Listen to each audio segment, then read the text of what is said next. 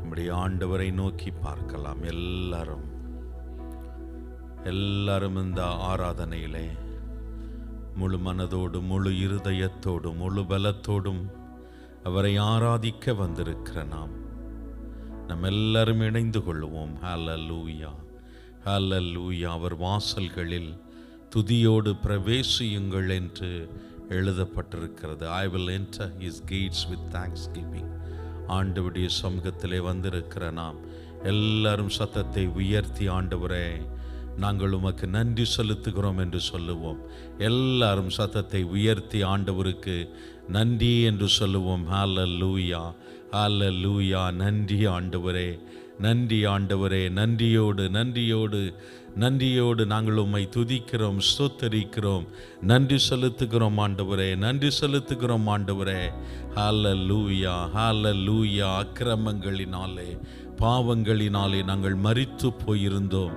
தேவன் எங்களை உயிர்ப்பித்தீர், எங்களை ரட்சித்தீர். நித்திய மரணத்திற்கு ஏதுவாக சென்று கொண்டிருந்த எங்களை ஆண்டவரே நீர் ரட்சித்தீர். அதற்காய் நாங்கள் நன்றி செலுத்துகிறோம். எல்லாரும் உள்ளத்தின் ஆழத்திலிருந்து சத்தத்தை உயர்த்தி ஆண்டவருக்கு ஸ்தோத்திரம் என்று சொல்லுவோம். ஹல்லேலூயா. நன்றி செலுத்துகிறோம், நன்றி செலுத்துகிறோம், நன்றி செலுத்துகிறோம் ஆண்டவரே. நீ தந்திருக்கிற பெரிதான ரட்சிப்புக்காக நாங்கள் நன்றி என்று சொல்லுகிறோம் ஆண்டவரே, நன்றி என்று சொல்லுகிறோம். நன்றியோடு நாங்கள் உம்மை துதிக்கிறோம், ஸ்தோத்தரிக்கிறோம், நன்றி செலுத்துகிறோம் ஆண்டவரே. ஹல்லேலூயா, ஹல்லேலூயா, ஹல்லேலூயா. இந்த உலக வாழ்க்கையிலும் தேவன் எங்களை நிறைவாய் நீ நடத்தி வந்திருக்கிறீர். அதற்காக நன்றி செலுத்துகிறோம் ஆண்டவரே. தேவன் தந்திருக்கிற சுகபல ஜீவனுக்காக நாங்கள் நன்றி என்று சொல்லுகிறோம். தேவன் எங்களுக்கு தந்து வருகிற பாதுகாப்புக்காக நாங்கள் நன்றி செலுத்துகிறோம் ஆண்டவரே. இந்த நெருக்கடியான நேரங்களிலே, சவாலான நேரங்களிலே தேவன் எங்களுடைய தேவைகளை சந்தித்து நீர் நடத்துகிறீர். அதற்காய் நாங்கள் நன்றி என்று சொல்லுகிறோம். எல்லாரும் சத்தத்தை உயர்த்தி ஸ்தோத்திரம் பண்ணுவோம். ஹல்லேலூயா, ஹல்லேலூயா, ஹல்லேலூயா. நன்றி செலுத்துகிறோம் ஆண்டவரே. நன்றியோடு நாங்கள் உம்மை துதிக்கிறோம். எங்களுடைய வாழ்க்கை பாதையிலே எங்களோடு இருந்து நீர் எங்களை நடத்துகிறீர் ஆண்டவரே. எங்களுடைய தேவைகளை சந்திக்கிறீர் ஆண்டவரே. எங்களுக்கு நல்ல ஆலோசனை தருகிறீர் ஆண்டவரே. எங்களை ஆற்றுகிறீர், தேற்றுகிறீர், ஆறுதல் படுத்துகிறீர், நிலைநிறுத்துகிறீர், நல்வழி நடத்துகிறீர். அதற்காய் நாங்கள் நன்றி என்று சொல்லுகிறோம் ஆண்டவரே. நன்றியோடு நாங்கள் உம்மை துதிக்கிறோம், ஸ்தோத்தரிக்கிறோம். இந்த நல்ல ஆண்டவரே சபைக்காய் நன்றி, இந்த நல்ல சபைக்காய் நன்றி, இந்த ஐக்கியத்திற்காக நாங்கள் நன்றி என்று சொல்லுகிறோம் ஆண்டவரே. ஹல்லேலூயா, ஹல்லேலூயா, ஹல்லேலூயா. நன்றி. இந்த நல்ல தேசத்திற்காக நாங்கள் நன்றி செலுத்துகிறோம் ஆண்டவரே, நன்றி செலுத்துகிறோம். தேசத்திலே தற்காலிகமாக நாங்கள் அனுபவிக்கிற இந்த சமாதான சூழலுக்காக நாங்கள் நன்றி செலுத்துகிறோம். பாதுகாப்பான சூழலுக்காக நாங்கள் நன்றி செலுத்துகிறோம். நன்றியோடு நாங்கள் உம்மை துதிக்கிறோம், ஸ்தோத்தரிக்கிறோம், நன்றி செலுத்துகிறோம். பிரியமானவர்களே, அந்த தேவனுடைய சமூகத்திலே அவரை துதிக்க ஆராதிக்க வந்திருக்கிற நாம் ஒரு கணம் நம்மை தாழ்த்துவோம். அவர் விரும்புகிற ஒரு பரிசுத்த வாழ்க்கை, அவர் விரும்புகிற ஒரு தூய வாழ்க்கை வாழ நம்மிலே இருக்கிற தடைகள், சவால்கள், தயக்கங்கள், தடுமாற்றங்கள் எல்லாவற்றையும் ஆண்டவருடைய சமூகத்தில் ஒப்புக் கொடுப்போம். தூர நிற்கிற நேரம் அல்ல இது, தயங்கி நிற்கிற நேரம் அல்ல இது, கலங்கி நிற்கிற நேரம் அல்ல இது, சஞ்சலப்படுகிற நேரம் அல்ல இது. அவருடைய சமூகத்தில் கிட்டி சேருகிற நேரம். நம்மை இருகரம் நீட்டி அழைக்கிற ஒரு நல்ல நண்பர் நமக்கு உண்டு, ஒரு நல்ல சிநேகிதர் நமக்கு உண்டு. அவருடைய சமூகத்தில் நம்ம எல்லாரும் ஒப்பு கொடுத்து, ஆண்டவரே எங்களை நீங்க கழுவுங்கப்பா, எங்களை சுத்திகரிங்கப்பா. எங்களுடைய எல்லா குறைகளை மாற்றுங்க ஆண்டவரே. எல்லா பலவீனங்களை அறிந்த ஆண்டவருடைய சமூகத்தில் நாங்கள் வந்திருக்கிறோம் ஆண்டவரே.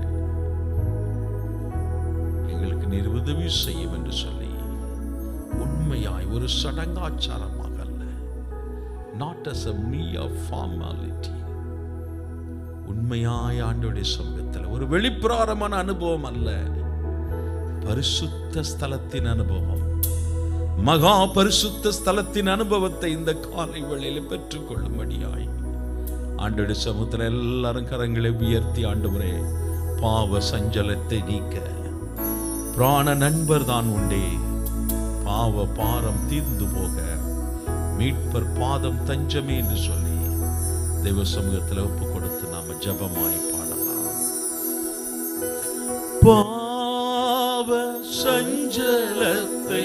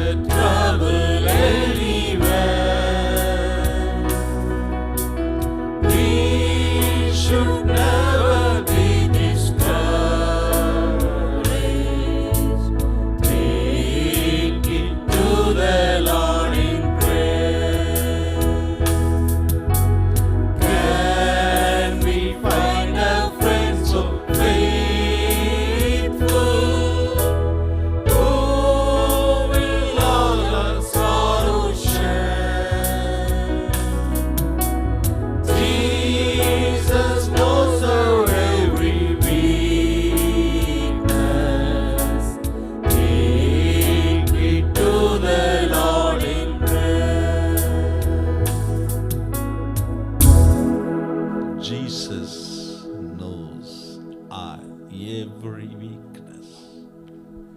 Take it to the Lord in prayer. தேவன் நம்முடைய எல்லா பலவீனங்களையும் அறிந்த ஆண்டவரே, எங்களுக்கு நீர் உதவி செய்யும் என்று சொல்லி மீண்டும் ஒருமுறை கரங்களை உயர்த்தி எங்களுக்கு கிருபை பாராட்டும்.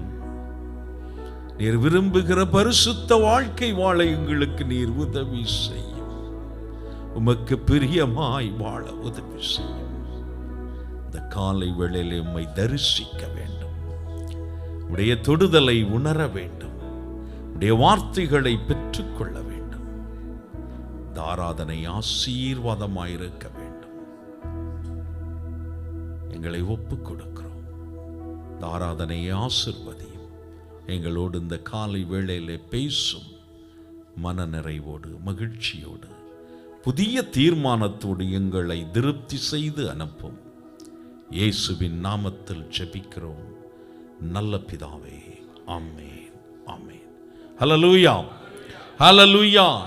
தேவ சமூகத்திலே நாம் எல்லாரும் உற்சாகத்தோடு நன்றி நிறைந்த இதயத்தோடு வந்திருக்கிறோம். ஆமென், ஹல்லேலூயா. ஆண்டவர் உங்களுடைய என்னுடைய வாழ்க்கையிலே செய்திருக்கிற நன்மைகளை நினைத்து பார்த்தால் எப்பொழுதும் எப்பொழுதும் எப்பொழுதும் அவரை நாம் துதித்துக் கொண்டே இருப்போம். ஆமென், ஹல்லேலூயா. சங்கீதக்காரர் இவ்வாறாக சொல்லுகிறார், கர்த்தரை நான் எக்காலத்திலும் ஸ்தோத்திரிப்பேன், அவர் துதி எப்போதும் என் வாயிலே இருக்கும். எந்த காலத்திலும் எந்த நேரத்திலும் நன்றியால் உம்மை நான் துதிப்பேன். இயேசுவே, உம்மை நான் துதிப்பேன் துதிப்பேன், எந்த வேளையிலும் துதிப்பேன் என்று சொல்லி பாடி நாம் தேவனை மகிமைப்படுத்துவோம்.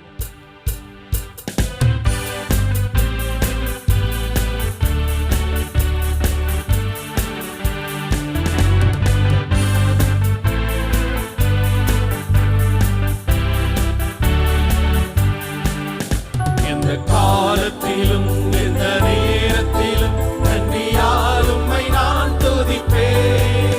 இயேசுவே, உம்மை நான் துதிப்பேன் துதிப்பேன், எந்த வேளையிலும் துதிப்பேன். இயேசுவே, உம்மை நான் துதிப்பேன் துதிப்பேன், எந்த வேளையிலும் துதிப்பேன். ஆதியும் நீரே, அந்தமும் நீரே, ஜோதியும் நீரே, என் சொந்தமும் நீரே. ஆதியும் நீரே, அந்தமும் நீரே, ஜோதியும் நீரே, என் சொந்தமும் நீரே. எந்த காலத்திலும் எந்த நேரத்திலும் நன்றியால் உம்மை நான் துதிப்பேன். இயேசுவே, உம்மை நான் துதிப்பேன் துதிப்பேன், எந்த வேளையிலும் துதிப்பேன். இயேசுவே, உம்மை நான் துதிப்பேன் துதிப்பேன், எந்த வேளையிலும் துதிப்பேன். தாய்தனை நீரே, தாதியும் நீரே, தாவரம் நீரே, என் தாரகம் நீரே. தாய்தனை நீரே, தாதியும் நீரே, தாவரம் நீரே, என் தாரகம் நீரே.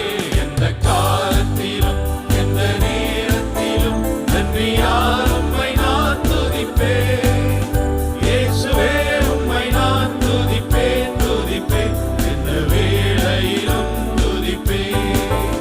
இயேசுவே, உம்மை நான் துதிப்பேன் துதிப்பேன், எந்த வேளையிலும் துதிப்பேன். வாழ்விலும் நீரே, தாழ்விலும் நீரே, பாதையில் நீரே, என் பாதையில் நீரே. வாழ்விலும் நீரே, தாழ்விலும் நீரே, பாதையில் நீரே, என் பாதையில் நீரே. எந்த காலத்திலும் எந்த நேரத்திலும் நன்றியால் உம்மை நான் துதிப்பேன். இயேசுவே, உம்மை நான் துதிப்பேன் துதிப்பேன், எந்த வேளையிலும் துதிப்பேன். இயேசுவே, உம்மை நான் துதிப்பேன் துதிப்பேன், எந்த வேளையிலும் துதிப்பேன். துன்ப நேரத்தில் இன்பமும் நீரே, இந்த வேளையில் என் மாறிடா நேசர். துன்ப நேரத்தில் இன்பமும் நீரே, இந்த வேளையில் என் மாறிடா நேசர். எந்த காலத்திலும் எந்த நேரத்திலும் எல்லாரும் உணர்ந்து உம்மை எல்லாம் நான் உற்சாகமாய் பாடலாம். இயேசுவே, உம்மை நான் துதிப்பேன் துதிப்பேன், எந்த வேளையிலும் துதிப்பேன். இயேசுவே, உம்மை நான் துதிப்பேன் துதிப்பேன், எந்த வேளையிலும் துதிப்பேன். தேவனும் நீரே, என் ஜீவனும் நீரே, ராஜராஜனாம் என் சர்வமும் நீரே. தேவனும் நீரே, என் ஜீவனும் நீரே, ராஜராஜனாம் என் சர்வமும் நீரே. எந்த காலத்திலும் எந்த நேரத்திலும் நன்றியால் உம்மை நான் துதிப்பேன். இயேசுவே, உம்மை நான் துதிப்பேன் துதிப்பேன், எந்த வேளையிலும் துதிப்பேன். இயேசுவே, உம்மை நான் துதிப்பேன் துதிப்பேன், எந்த வேளையிலும் துதிப்பேன். ஹல்லேலூயா, ஹல்லேலூயா. ஆண்டவர் சவாலான சூழ்நிலைகளின் மத்தியிலும் நெருக்கடியான சூழ்நிலைகளின் மத்தியிலும் நம்மை நிறைவாய் நடத்தி வந்தார். ஆமென். நலமுடன் நடத்தி வந்தார். ஹல்லேலூயா, ஹல்லேலூயா. சாரோல் நவரோஜ் அம்மா அருமையா பாடுறாங்க. நலமுடன் நம்மை இதுவரையும் நிலை நிறுத்திடுதே அவர் கிருபை. நலமுடன் நம்மை இதுவரையும் நிலை நிறுத்திடுதே அவர் கிருபை. கண்மணி போல் கடைசி வரை காத்திடும் பரமனை வாழ்த்திடுவோம். அடுத்த ஸ்டான்ஸா சரணம் இன்னும் அழகா பியூட்டிஃபுல்லா இருக்கும். குறித்திடும் வேளை உயர்த்திடுவான், கிறிஸ்துவின் கரத்தில் அடங்கிடுவோம். தாழ்வில் நம்மை நினைத்தவரை, தாழ்வில் நம்மை நினைத்தவரை வாழ்விலில் துதித்திட வாய் திறப்போம். ஆமே. தாழ்வில் நம்மை நினைத்தவரை துதியுங்கள், அவர் கிருபை என்றும் உள்ளது. ஆமேன். ஹல்லேலூயா. தாழ்வில் நம்மை நினைத்தவரை உள்ளத்தின் ஆழத்திலிருந்து துதித்து பாடி நாம் மகிமைப்படுத்துவோம். தேவ ஆசீர்வாதம் பெருகிடுதே துதிகள் நடுவே கர்த்தர் தங்க.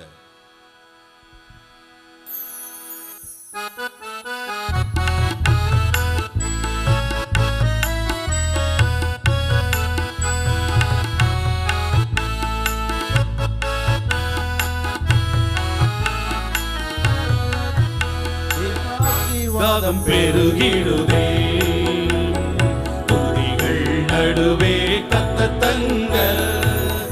தூதர் சேனைத்த மகிமையோடு இறங்க. தேவ ஆசீர்வாதம் பெருகிடுதே. எழும்பு சீயோனே ஒளி வந்ததே, எரிந்திடும் விளக்கே திருச்சபையே. எழும்பு சீயோனே ஒளி வந்ததே, எரிந்திடும் விளக்கே திருச்சபையே. ஆரிருளே கடந்திடுதே, கர்த்தரின் பேரொளி வீசிடுதே. காரிருளே கடந்திடுதே, கர்த்தரின் பேரொளி வீசிடுதே. தேவ ஆசீர்வாதம் பெருகிடுதே.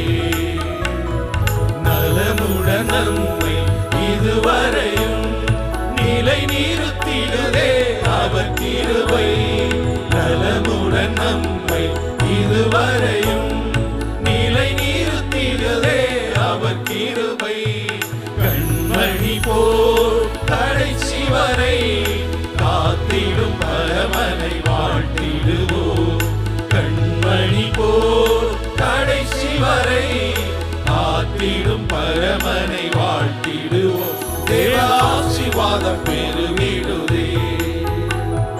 குறித்திடும் வேளை உயர்த்திடுவார், கிறிஸ்துவின் கரத்தில் அடங்கிடுவோம். குறித்திடும் வேளை உயர்த்திடுவார், கிறிஸ்துவின் கரத்தில் அடங்கிடுவோம். தாழ்வில் நம்மை நினைத்தவரே தாழ்வில் துதித்திட வாய் திறப்போம். தாழ்வில் நம்மை நினைத்தவரே வாழ்வில் துதித்திட வாய் திறப்போம். தேவ ஆசீர்வாதம் பெருகிடுதே. பெருந்தொனி கேட்க ஏறிடுவோம், பரலோகம் திறந்தே அவர் வருவார். பெருந்தொனி கேட்க ஏறிடுவோம், பரலோகம் திறந்தே அவர் வருவார். உயர்ஸ்தலத்தில் என்றென்றும் அவருடன் வாழ்ந்திடுவோம். உன்னதத்தில் உயர்ஸ்தலத்தில் என்றென்றும் அவருடன் வாழ்ந்திடுவோம். தேவ ஆசீர்வாதம் பெருகிடுதே. குறித்திடும் வேளை உயர்த்திடுவார், கிறிஸ்துவின் கரத்தில் அடங்கிடுவோம். குறித்திடும் வேளை உயர்த்திடுவார், கிறிஸ்துவின் கரத்தில் அடங்கிடுவோம். தாழ்வில் நம்மை நினைத்தவரை வாழ்வினில் துதித்திட வாய் திறப்போம். தாழ்வில் நம்மை நினைத்தவரை வாழ்வினில் துதித்திட வாய் திறப்போம். தேவ ஆசீர்வாதம் பெருகிடுதே. துதிகள்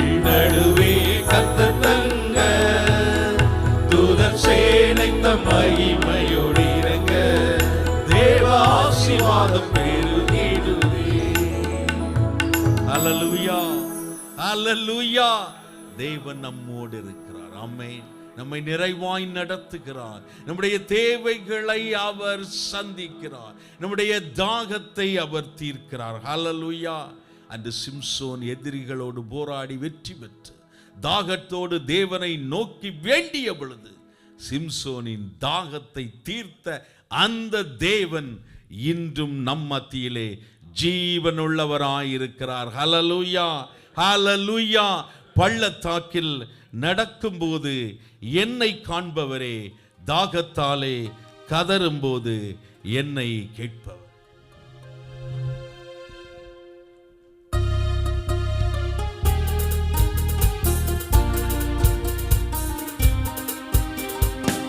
பள்ளத்தாக்கில் நடக்கும்போது என்னை காண்பவரே, தாகத்தாலே கதறும்போது என்னை கேட்பவரே. பள்ளத்தாக்கில் நடக்கும்போது என்னை காண்பவரே,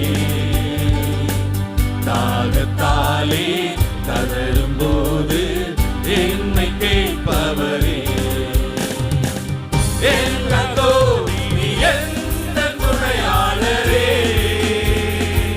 தாகம் தீர்க்கும் ஜீவ தண்ணீரே,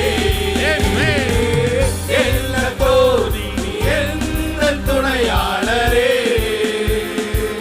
தாகம் தீர்க்கும் ஜீவ தண்ணீரே, ஆவியானவரே, ஆவியானவரே, ஆவியானவரே, ஆவியானவரே. இருள் நிறைந்த பள்ளத்தாக்கில் நடக்க நேர்ந்தாலும் கலங்க மாட்டேன், திகைக்க மாட்டேன், நீர் என்னோடு உண்டு. இருள் நிறைந்த பள்ளத்தாக்கில் நடக்க நேர்ந்தாலும்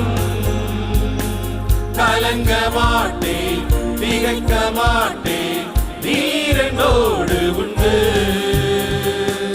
வார்த்தையாலே தேற்றுவே, சமூகத்தாலே நடத்துவே, வார்த்தையாலே தேற்றுவே, சமூகத்தாலே நடத்துவே. எல்லோ நீ என்ன துணையாளரே, தாகம் தீர்க்கும் ஜீவ தண்ணீரே, எல்லோ நீ என்ன துணையாளரே, தாகம் தீர்க்கும் ஜீவ தண்ணீரே, ஆவியானவரே, ஆவியானவரே, ஆவியானவரே, ஆவியானவரே. சோர்ந்து போகும் நேரத்தில் பலனை தருகின்றே, சத்துவமில்லா வேளையில் அதை பெருக செய்கின்றே. சோர்ந்து போகும் நேரத்தில் பலனை தருகின்றே, சத்துவமில்லா வேளையில் அதை பெருக செய்கின்றே. பலனடைந்திடுவே, உயர பறந்திடுவே, பலனடைந்திடுவே, உயர பறந்திடுவே. எல்லோ நீ என்ன துணையாளரே, தாகம் தீர்க்கும் ஜீவ தண்ணீரே, எல்லோ நீ என்ன துணையாளரே, தாகம் தீர்க்கும் ஜீவ தண்ணீரே, ஆவியானவரே. இருள் நிறைந்த பள்ளத்தாக்கில் ஆவியானவரே, ஆவியானவரே, ஆவியானவரே, இருள் நிறைந்த பள்ளத்தாக்கில் நடக்க நேர்ந்தாலும் கலங்க மாட்டேன், திகைக்க மாட்டேன், நீர் என்னோடு உண்டு. இருள் நிறைந்த பள்ளத்தாக்கில் நடக்க நேர்ந்தாலும் கலங்க மாட்டேன், திகைக்க மாட்டேன், நீர் என்னோடு உண்டு. வார்த்தையாலே தேற்றுவீர், சமூகத்தாலே நடத்துவீர். வார்த்தையாலே தேற்றுவீர், சமூகத்தாலே நடத்துவீர். எனக்கோ நீ எந்தன் துணையாளரே, தாகம் தீர்க்கும் ஜீவ தண்ணீரே. எனக்கோ நீ எந்தன் துணையாளரே, தாகம் தீர்க்கும் ஜீவ தண்ணீரே. எனக்கோ நீ எந்தன் துணையாளரே, தாகம் தீர்க்கும் ஜீவ தண்ணீரே. எனக்கோ நீ எந்தன் துணையாளரே, தாகம் தீர்க்கும் ஜீவ தண்ணீரே. ஆவியானவரே, ஆவியானவரே, ஆவியானவரே, ஆவியானவரே. ஹல்லேலூயா, ஹல்லேலூயா. ஆண்டவர் நம்மோடு இருந்து நம்மை நடத்துகிற ஆண்டவர், நம்முடைய தேவைகளை சந்திக்கிற ஆண்டவர், நம்முடைய தாகத்தை தீர்க்கிற ஆண்டவர், நமக்காக யுத்தம் செய்கிற ஆண்டவர். ஹல்லேலூயா, ஹல்லேலூயா. நமக்காக யுத்தம் செய்கிற ஆண்டவர் நம்முடைய ஆண்டவர். இந்த சூழ்நிலைகளை பார்க்கும்போது அந்த சூழ்நிலைகளை உற்று நோக்காமல் சூழ்நிலைகளை அதிகாரம் செய்கிற ஆளுகைக்குள் வச்சிருக்கிற நம்முடைய தேவாதி தேவனை நோக்கி பார்க்கலாம். ஹல்லேலூயா, ஹல்லேலூயா. அவர் செங்கடலை பிளந்தவர். ஹல்லேலூயா, ஹல்லேலூயா. கண்மலையை பிளந்த ஆண்டவர், தூதர்கள் உண்ணும் உணவால் தம்முடைய ஜனங்களை போஷித்த ஆண்டவர் இன்றும் ஜீவிக்கிறவராக இருக்கிறார். கரங்களை தட்டி நாம் அவருக்கு மகிமை செலுத்துவோம். ஹல்லேலூயா. எல்லாரும் இருக்கிற இடங்களிலே எழுந்து நின்று, கர்த்தாவே, தேவர்களில் உமக்கு ஒப்பானவர் யார்? வானத்திலும் பூமியிலும் உமக்கு ஒப்பானவர் யார்? உமக்கு ஒப்பான தேவன் ஒருவரும் இல்லை ஆண்டவரே. உள்ளத்தின் ஆழத்திலிருந்து உணர்ந்து அவரை உயர்த்தி பாடி அவரை மகிமைப்படுத்துவோம்.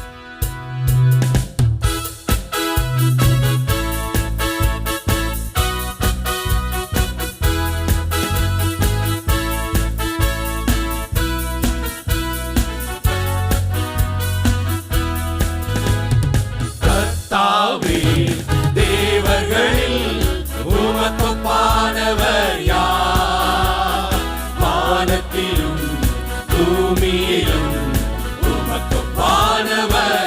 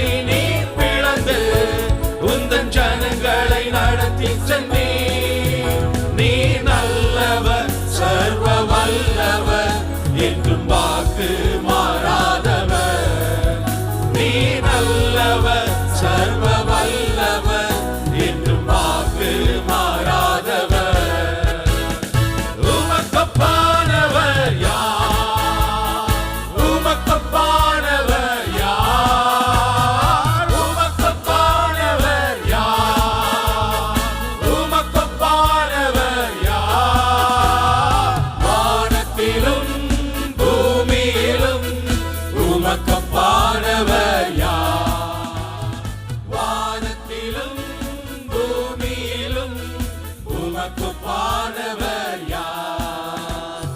தூதர்கள் உண்ணும் உணவால் உந்தன் ஜனங்களை போஷித்தீரே. தூதர்கள் உண்ணும் உணவால் உந்தன் ஜனங்களை போஷித்தீரே. உம்மை போல யாருண்டு இந்த ஜனங்களை நேசித்திட? உம்மை போல யாருண்டு இந்த ஜனங்களை நேசித்திட? உமக்கொப்பானவர் யார்? உமக்கொப்பானவர் யார்? உமக்கொப்பானவர் யார்? உமக்கொப்பானவர் யார்? வானத்திலும் பூமியிலும் உமக்கொப்பானவர் யார்? வானத்திலும் பூமியிலும் உமக்கொப்பானவர் யார்? கண்மலையை நீ பிளந்து உந்தன் ஜனங்களின் தாகம் தீர்த்தீர். கண்மலையை நீ பிளந்து உந்தன் ஜனங்களின் தாகம் தீர்த்தீர். உம் நாமம் அதிசயம், இன்றும் அற்புதம் செய்திடுவீர்.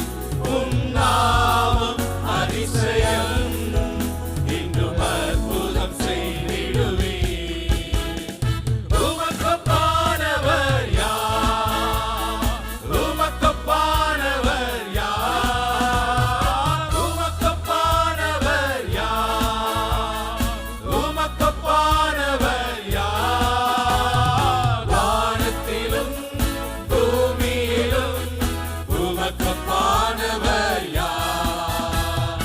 வானத்திலும் பூமியிலும் உமக்கொப்பானவர் யார்? உமக்கொப்பானவர் யார்? உமக்கொப்பானவர் யார்? எல்லாரும் கரங்களை உயர்த்தி பாடலாம். Let us lift up our hands and worship the Lord. வானத்திலும் பூமியிலும் உமக்கொப்பானவர் யார்? வானத்திலும் பூமியிலும் உமக்கொப்பானவர் யார்?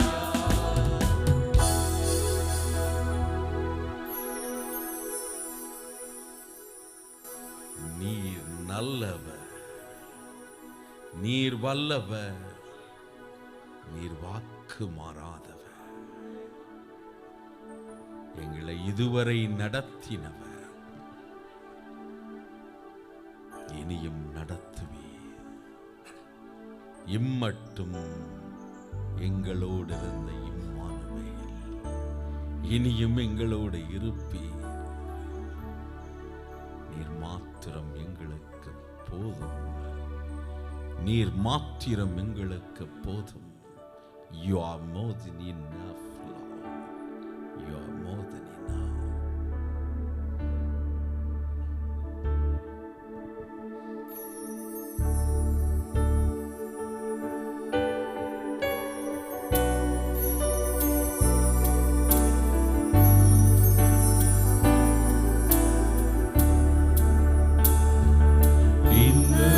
இன்னும் என்னை நடத்தி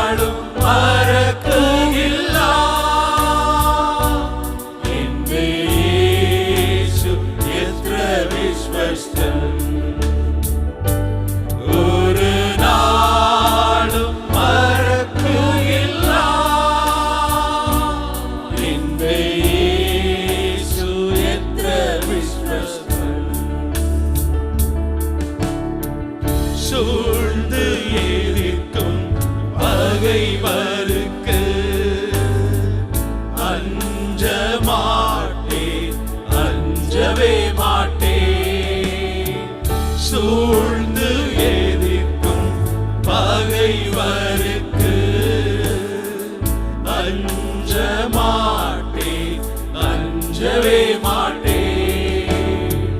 விடுதலை தரும் தெய்வம் நீரே, வெற்றி பாதையில் நடத்துகிறீர். விடுதலை தரும் தெய்வம் நீரே, வெற்றி பாதையில் நடத்துகிறீர். எல்லாம் கரங்களை உயர்த்தி நாம்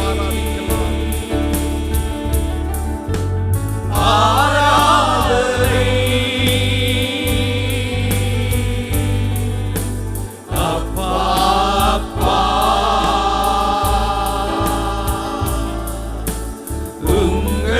உங்களுக்குத்தான் ஆராதனை, ஆராதனை. அப்பா அப்பா,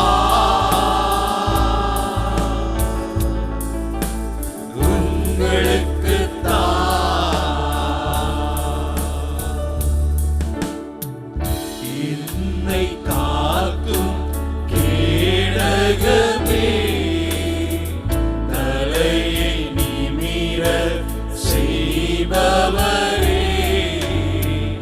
என்னை காக்கும் கேடகமே, தலையை நிமிர செய்பவரே. இன்று உமக்கு ஆராதனை, என்றும் உமக்கே ஆராதனை. இன்று உமக்கு ஆராதனை, என்றும் உமக்கே ஆராதனை. இன்று உமக்கு ஆராதனை, என்றும் உமக்கே ஆராதனை. இன்று உமக்கு ஆராதனை, என்றும் உமக்கே ஆராதனை.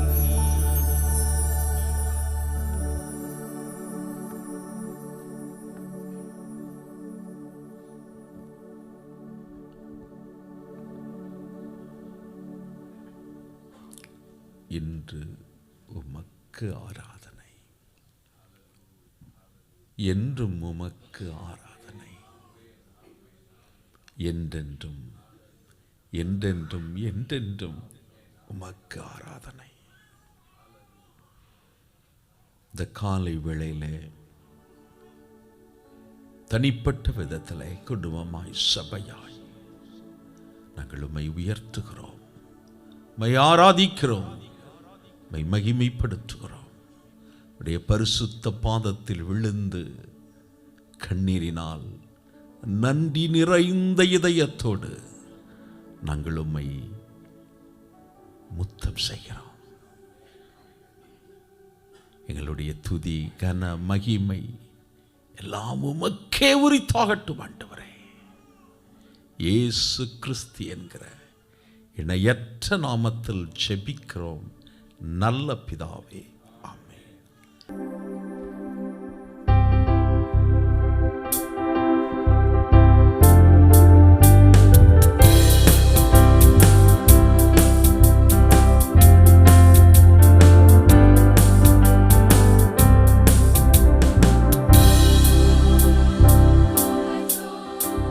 And all that is within me, bless His holy name.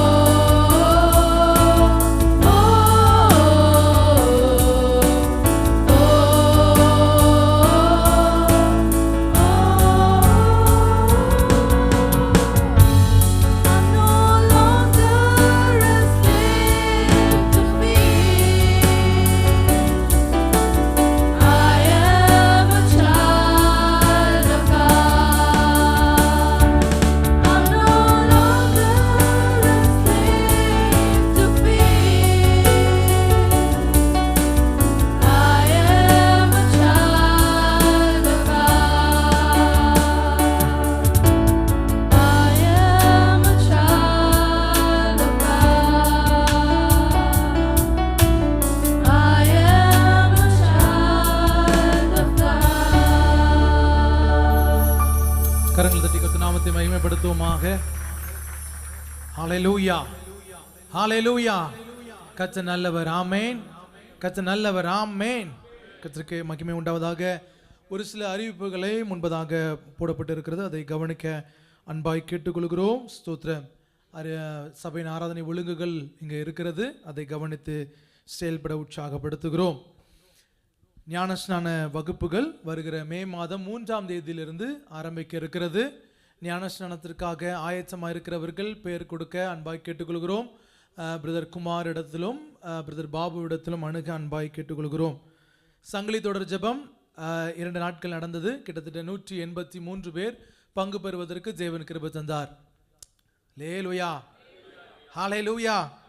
கர்த்தருக்கு மகிமை உண்டாதாக. வியாழக்கிழமை வருகிற வியாழக்கிழமை ஆராதனை மிட்வீக் சர்வீஸ் நமக்கு இரவு ஜெபமாக அதை அனுசரிக்க இருக்கிறோம். நைட் ப்ரேயராக அதை அனுசரிக்க இருக்கிறோம். 8 மணிக்கு அது ஆரம்பிக்க இருக்கிறது. ஏசாயா 59வது அதிகாரத்தின் 1வது வசனத்திலிருந்து அன்றைய தின தியானம் இருக்கும். அதைத் தொடர்ந்து சனிக்கிழமை உபவாச ஜெபம் காலை 10 மணிக்கு சென்ட் ஜேம்ஸ் அண்ட் ஜான் ஹாலில் வைத்து நடைபெறும். வந்து பங்கு பெறுங்கள். தேவநாமம் மகிமைப்படுவதாக. Mission offering April May June ஆகிய 3 மாதங்களிலே பிளெஸ்ஸிங் யூத் மிஷன் என்ற ஸ்தாபனத்திற்கு சேகரிக்கிறோம். ஆகவே ஜெபத்தோடு அதை செய்ய அன்பாய் கேட்டுக்கொள்கிறோம். அடுத்த வாரத்தில் நம்ம சில குழந்தை பிரதிஷ்டை இருக்கும். ஆகவே குழந்தை பிரதிஷ்டைக்காக ஒருவேளை ஆயத்தமாக இருப்பீர்கள் என்று சொன்னால் பெயர்களை கொடுக்க பிரதர் தினகரனிடத்திலோ இல்லை என்னிடத்திலோ பெயர்களை கொடுக்க அன்பாய் கேட்டுக்கொள்கிறோம். ஆண்டவர் நம்மை ஆசீர்வதிப்பாராக. ஹல்லேலூயா, ஹல்லேலூயா. கர்த்தருக்கு மகிமை உண்டாவதாக. நாம் ஆண்டவருடைய சமூகத்தில் இணைந்து ஜெபிப்போம். ஏறெடுத்த காணிக்கைகளுக்காக ஸ்தோத்திரம், கேட்க போகிற வார்த்தைக்காக ஆண்டவருடைய சமூகத்தில் ஜெபிப்போமாக. நம்ம எல்லாரும் இணைந்த ஆண்டவருடைய சமூகத்தில் ஹல்லேலூயா நம்மை அர்ப்பணித்து ஆண்டவரே ஸ்தோத்திரம் ராஜா, அந்த காலை நேரத்தில் உம்முடைய சமூகத்தில் நாங்கள் இணைந்து வந்து உம்முடைய நாமத்தை ஆண்டவரே மகிமைப்படுத்த, துதிக்க, பாட, உயர்த்த ஆண்டவரே கர்த்தர் எங்களுக்கு கொடுத்த வாய்ப்புக்காக நன்றி செலுத்துகிறோமே. ஆண்டவரே பொருளினால் உம்மை கனப்படுத்தினோம். கர்த்தர் அதை அங்கீகரித்து ஆசீர்வதிங்க ஆண்டவரே. தேவ நாம மகிமைக்காய், தேவராஜ்ய வளர்ச்சிக்காய் அது பயன்படுவதாக. இந்த காலை நேரத்தில் கர்த்தர் எங்களோடு இடைப்படுங்க. உம்முடைய வார்த்தைகள் எங்களுக்கு நேராய் வரும் பொழுது கர்த்தர் இடைப்படுகிற வார்த்தைகளாய் காணப்படட்டும் அப்பா. ஆண்டவரே ஸ்தோத்திரம் ராஜா, உம்முடைய அசைவாடுதல்களுக்கு எங்கள் உள்ளங்களை திறந்து கொடுக்கிறவர்களாய், விட்டு கொடுக்கிறவர்களாய் நாங்கள் காணப்பட கர்த்தர் கிருபை தாரும். மகிமை ஒருவருக்கே ஏறெடுக்கிறோம். இயேசுவின் நாமத்தில் ஜெபிக்கிறோம் நல்ல பிதாவே, ஆமென். லேலூயா, ஹல்லேலூயா. அருகாமையில் கரங்களை கொடுத்து வாழ்த்தி ஒரு வார்த்தை கேளுங்க. எப்படி இருக்கீங்க? ஸ்தோத்திரம். ஆண்டவர் உங்களை ஆசீர்வதிப்பார்னு சொல்லுங்க. ஹல்லேலூயா. கர்த்தருக்கு மகிமை உண்டாவதாக. ஆமென். கர்த்தருக்கு மகிமை உண்டாவதாக. இந்த காலை நேரத்தில் ஆண்டுடைய வார்த்தைக்கு நேராக, வசனத்துக்கு நேராக நம்முடைய தியானங்களை நாம் செலுத்த தேவன் கிருபை தருவாராக. ஆமென். ஸ்தோத்திரம். கர்த்தர் நல்லவர் என்பதை ருசித்து பாருங்கள் என்று வேதம் நமக்கு சொல்லுகிறது. ஆமென். ஆண்டவர் நல்லவர் என்பதை ருசித்து பார்க்கும் ஒரு அனுபவம் நமக்கு தேவை. அனுபவத்திலிருந்து கற்றுக்கொள்ளும் பாடங்கள் விலையேற பெற்றதாய் காணப்படுகிறது. ஆண்டவர் நல்லவர் என்பதை ஸ்தோத்திரம் மற்றவர்களுடைய வாழ்க்கையிலிருந்தும் கற்றுக்கொள்ளலாம், நம்முடைய வாழ்க்கையிலிருந்தும் அதை கற்றுக்கொள்ளலாம். ஆனால் கற்றுக்கொள்ளுகிற பாடம் இருக்கிறது அல்லவா, it is very expensive lesson. ஒரு விலையேற பெற்ற ஒரு பாடமாய் அது காணப்படுகிறது. கர்த்தருக்கு மகிமை உண்டாவதாக. ஆண்டவர் எப்படிப்பட்டவர், தேவன் எப்படிப்பட்ட செயல்கள் எல்லாம் செய்கிறார் என்பதை குறித்ததான ஸ்தோத்திரம், அவரை குறித்ததான காரியங்கள் பரிசுத்த வேதாகமத்தில் நமக்கு கொடுக்கப்பட்டிருக்கிறது. ஆண்டவர் கொடுக்கும் ஒவ்வொரு தருணங்களும் நம்முடைய வாழ்க்கையில தேவனை பற்றிய நாம் கற்றுக்கொள்ளும் பாடமாக, ஆண்டவரை பற்றிய நம்முடைய புரிதல்களை நம்முடைய வாழ்க்கையில மேன்மைப்படுத்துகிறதாய் அது காணப்படுகிறது. இப்படி இஸ்ரவேல் ஜனங்களுடைய வாழ்க்கையிலிருந்து அநேக பாடங்களை நாம் கற்றுக்கொள்கிறோம். பரிசுத்தவான்களுடைய வாழ்க்கையிலிருந்து அநேக பாடங்களை கற்றுக்கொள்கிறோம். இதெல்லாம் தேவன் நம்முடைய வாழ்க்கைக்கென்று வைத்திருக்கும் அருமையான தருணங்கள். இதை கற்றுக்கொள்ளும் பொழுது ஆண்டவர் யார், எப்படிப்பட்டவர், எப்படி கிரியை செய்கிறார், நம்முடைய வாழ்க்கையில் அவர் எப்படிப்பட்ட கிரியைகளை நடப்பிக்கக்கூடிய தெய்வம் என்பதையும் என்ன பண்ணலாம், நம்ம புரிந்து கொள்ளலாம். புரிந்து கொண்டு அதன் வழியாக வாழவும் செய்யலாம். கர்த்தர் நமக்கு அப்படிப்பட்ட கிருபைகளை தருகிறார். இஸ்ரவேல் ஜனங்கள் வனாந்தரத்தில் அவர்கள் அலைந்து திரியும் பொழுது அவர்களுக்கு ஒரு அடையாளம் இருந்தது. என்ன அடையாளம்? அவர்கள் வனாந்தரத்தில் அலைந்து திரியும் அடிமைகள் என்கிற ஒரு அடையாளம். அவர்கள் ஆண்டவர் கொடுத்திருக்கும் சுதந்திர தேசத்தை, அந்த கானான் தேசத்தை சுதந்திரித்த பின்பதாக அவர்கள் அடையாளம் மாறுகிறது, அவர்கள் தேசத்தின் சுதந்திரவாளிகள் என்று சொல்லி. ஆனால் இது இரண்டிற்கும் நடுவில் காணப்படுகிறது யோர்தான் என்கிற ஒரு தருணம். இந்த யோர்தான் என்கிற தருணம் இந்த இஸ்ரவேல் ஜனங்களுடைய வாழ்க்கையில ஒரு பெரிய மாற்றத்தை கொண்டு வந்தது. எப்படிப்பட்ட மாற்றம் என்று சொன்னால், அடிமைகள் என்று அழைக்கப்பட்ட, அதாவது அலைந்து தெரியும் அடிமைகள் என்று அழைக்கப்பட்டவர்கள் இப்பொழுது தேசத்தின் சுதந்திரவாளிகளாக மாற்றப்படுகிறார்கள். இன்றைக்கு காலையில் நாம் தியானிக்க இருக்கும் தலைப்பு யோர்தானின் தருணங்கள், ஜார்டன்ஸ் மூமெண்ட்ஸ். யோர்தான் நதியை ஒட்டிய சம்பவங்களை இந்த காலை நேரத்தில் நாம் தியானிக்க இருக்கிறோம். எப்படி ஆண்டவர் இந்த யோர்தானுக்கு அருகாமையில் தம்முடைய ஜனங்களை கூட்டி கொண்டு வந்து அங்கிருந்து அவர்களுடைய வாழ்க்கையை மாற்றுகிறார், திசை மாற்றுகிறார் என்பதை புரிந்து அதிலிருந்து ஆண்டவர் நமக்கு கற்றுக்கொள்ளும் பாடங்களை, கற்றுக் கொடுக்க இருக்கும் பாடங்களை கற்றுக்கொள்ள கர்த்தர் நமக்கு கிருபை தருவாராக. திறந்த மனதோடு ஆண்டவருடைய சமூகத்தில் நாம் காத்திருக்கும் பொழுது ஆண்டவர் பேசுகிற தேவன் நம்முடைய வாழ்க்கையில அந்த வார்த்தைகளை அபியாசப்படுத்துவதற்கு உதவி செய்கிறார் என்பதையும் புரிந்து கொள்ள கர்த்தர் நமக்கு கிருபை தருவாராக. ஹல்லேலூயா, ஹல்லேலூயா, ஆமென். கர்த்தருக்கு மகிமை உண்டாதாக. அப்படியாக இந்த யோர்தானின் அனுபவங்களிலே முதலாவது அனுபவம், அதிலிருந்து நாம் கற்றுக்கொள்ள இருக்கும் பாடம் எடுத்து வாசிப்போமாக. ஆதியாகமத்தின் 13வது அதிகாரத்தின் 10வது வசனத்தை திருப்பிக் கொள்வோம். Genesis chapter 13 verses 10. ஆதியாகமம் 13வது அதிகாரத்தின் 10வது வசனம். அப்பொழுது லோத்து தன் கண்களை ஏறெடுத்து பார்த்து யோர்தான் நதிக்கு அருகான சமபூமி முழுவதும், யோர்தான் நதிக்கு அருகாமையில் உள்ள சமபூமி முழுவதும் நீர்வளம் பொருந்தினதாயிருக்க கண்டான். கர்த்தர் சோதோமையும் குமாராவையும் அழிக்கும் முன்னே சோவாருக்கு போம் வழி மட்டும் அது கர்த்தருடைய தோட்டத்தை போலவும் எகிப்து தேசத்தை போலவும் இருந்தது. அல்லேலூயா, ஆண்டவர் நாமம் மகிமைப்படுவதாக. இந்த யோர்தான் அருகாமையில் வந்திருக்கும் இந்த லோத்து, அவருடைய வாழ்க்கையிலிருந்து நாம் கற்றுக்கொள்ள இருக்கும் முதலாவது பாடம், this is a place of decision making. இது தீர்மானம் எடுக்க வேண்டிய இடமாய் காணப்படுகிறது. இந்த லோத்துவின் வாழ்க்கையில அவனுக்கு கர்த்தர் கொடுத்திருக்கும் இந்த தருணம், இந்த யோர்தானின் தருணம், அவனுடைய வாழ்க்கையில அவன் எடுக்கக்கூடிய ஒரு தீர்மானத்தை அவனுக்கு காண்பிக்கிறது.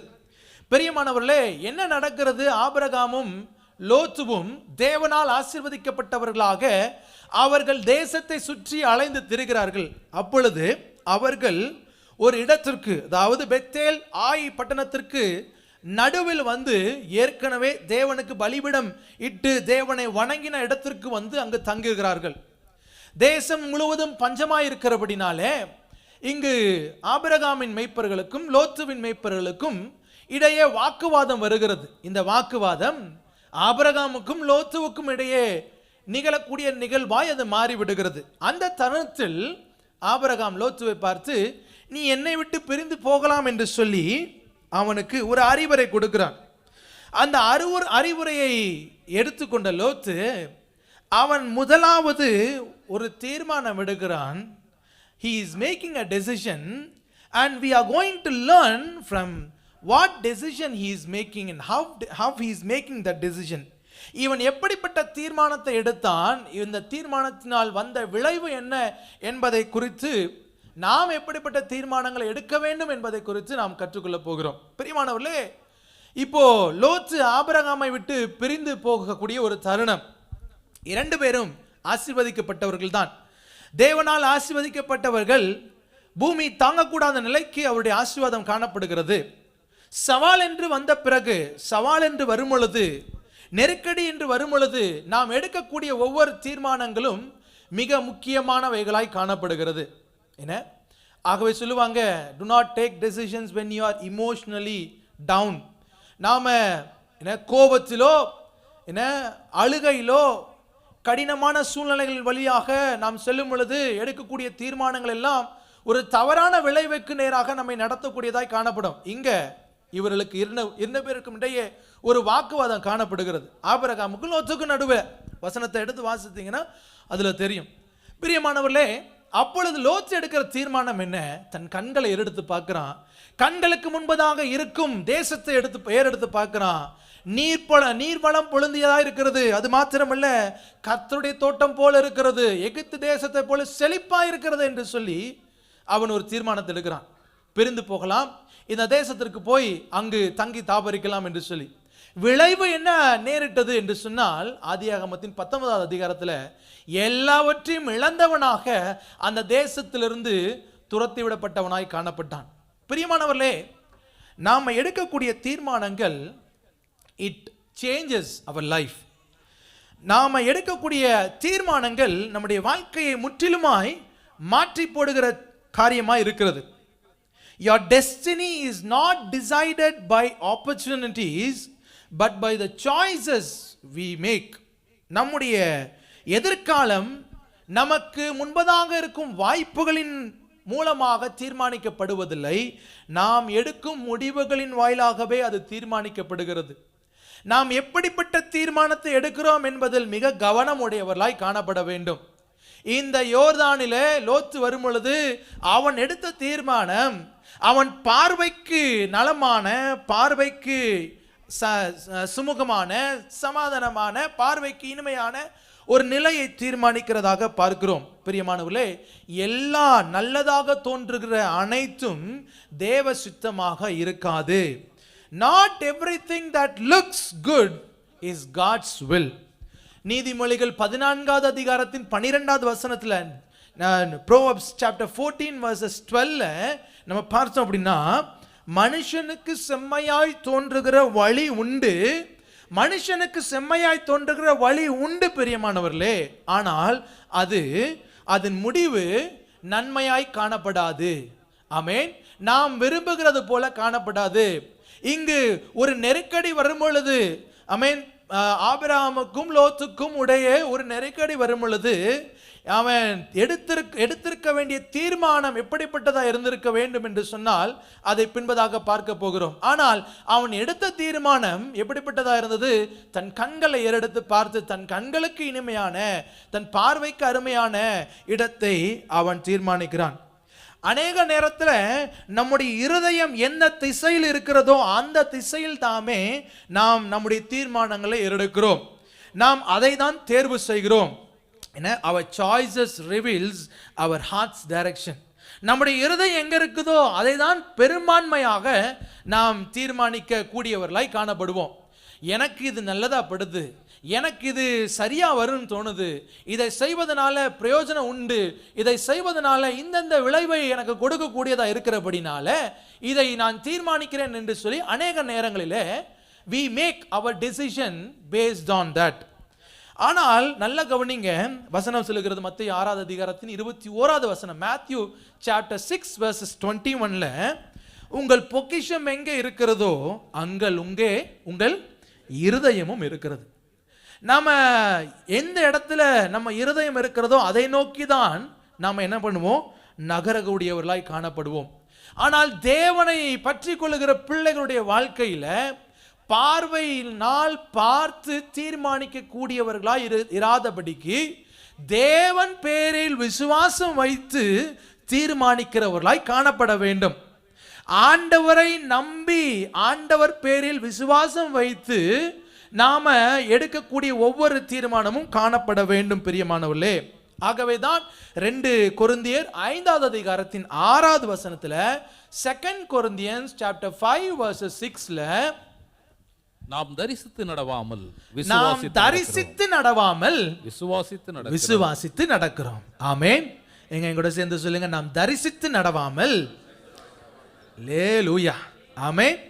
நாம் தரிசித்து நடவாமல் விசுவாசித்து நடக்கிறோம் அப்படின்னு வசனத்துல வாசிக்கும் போதெல்லாம் நமக்கு சந்தோஷமா தான் இருக்கும். ஆனால் இப்படி தீர்மானம் எடுக்க வேண்டிய, முடிவு எடுக்க வேண்டிய ஒரு நெருக்கடியான நிலை வரும் பொழுது நாம் எப்படிப்பட்ட நிலையில இந்த தீர்மானங்களை எடுக்கிறோம் என்பது ஒரு சவால். It is a challenge. அநேக நேரங்களிலே many a times we decide our decisions based on our sights, what we see.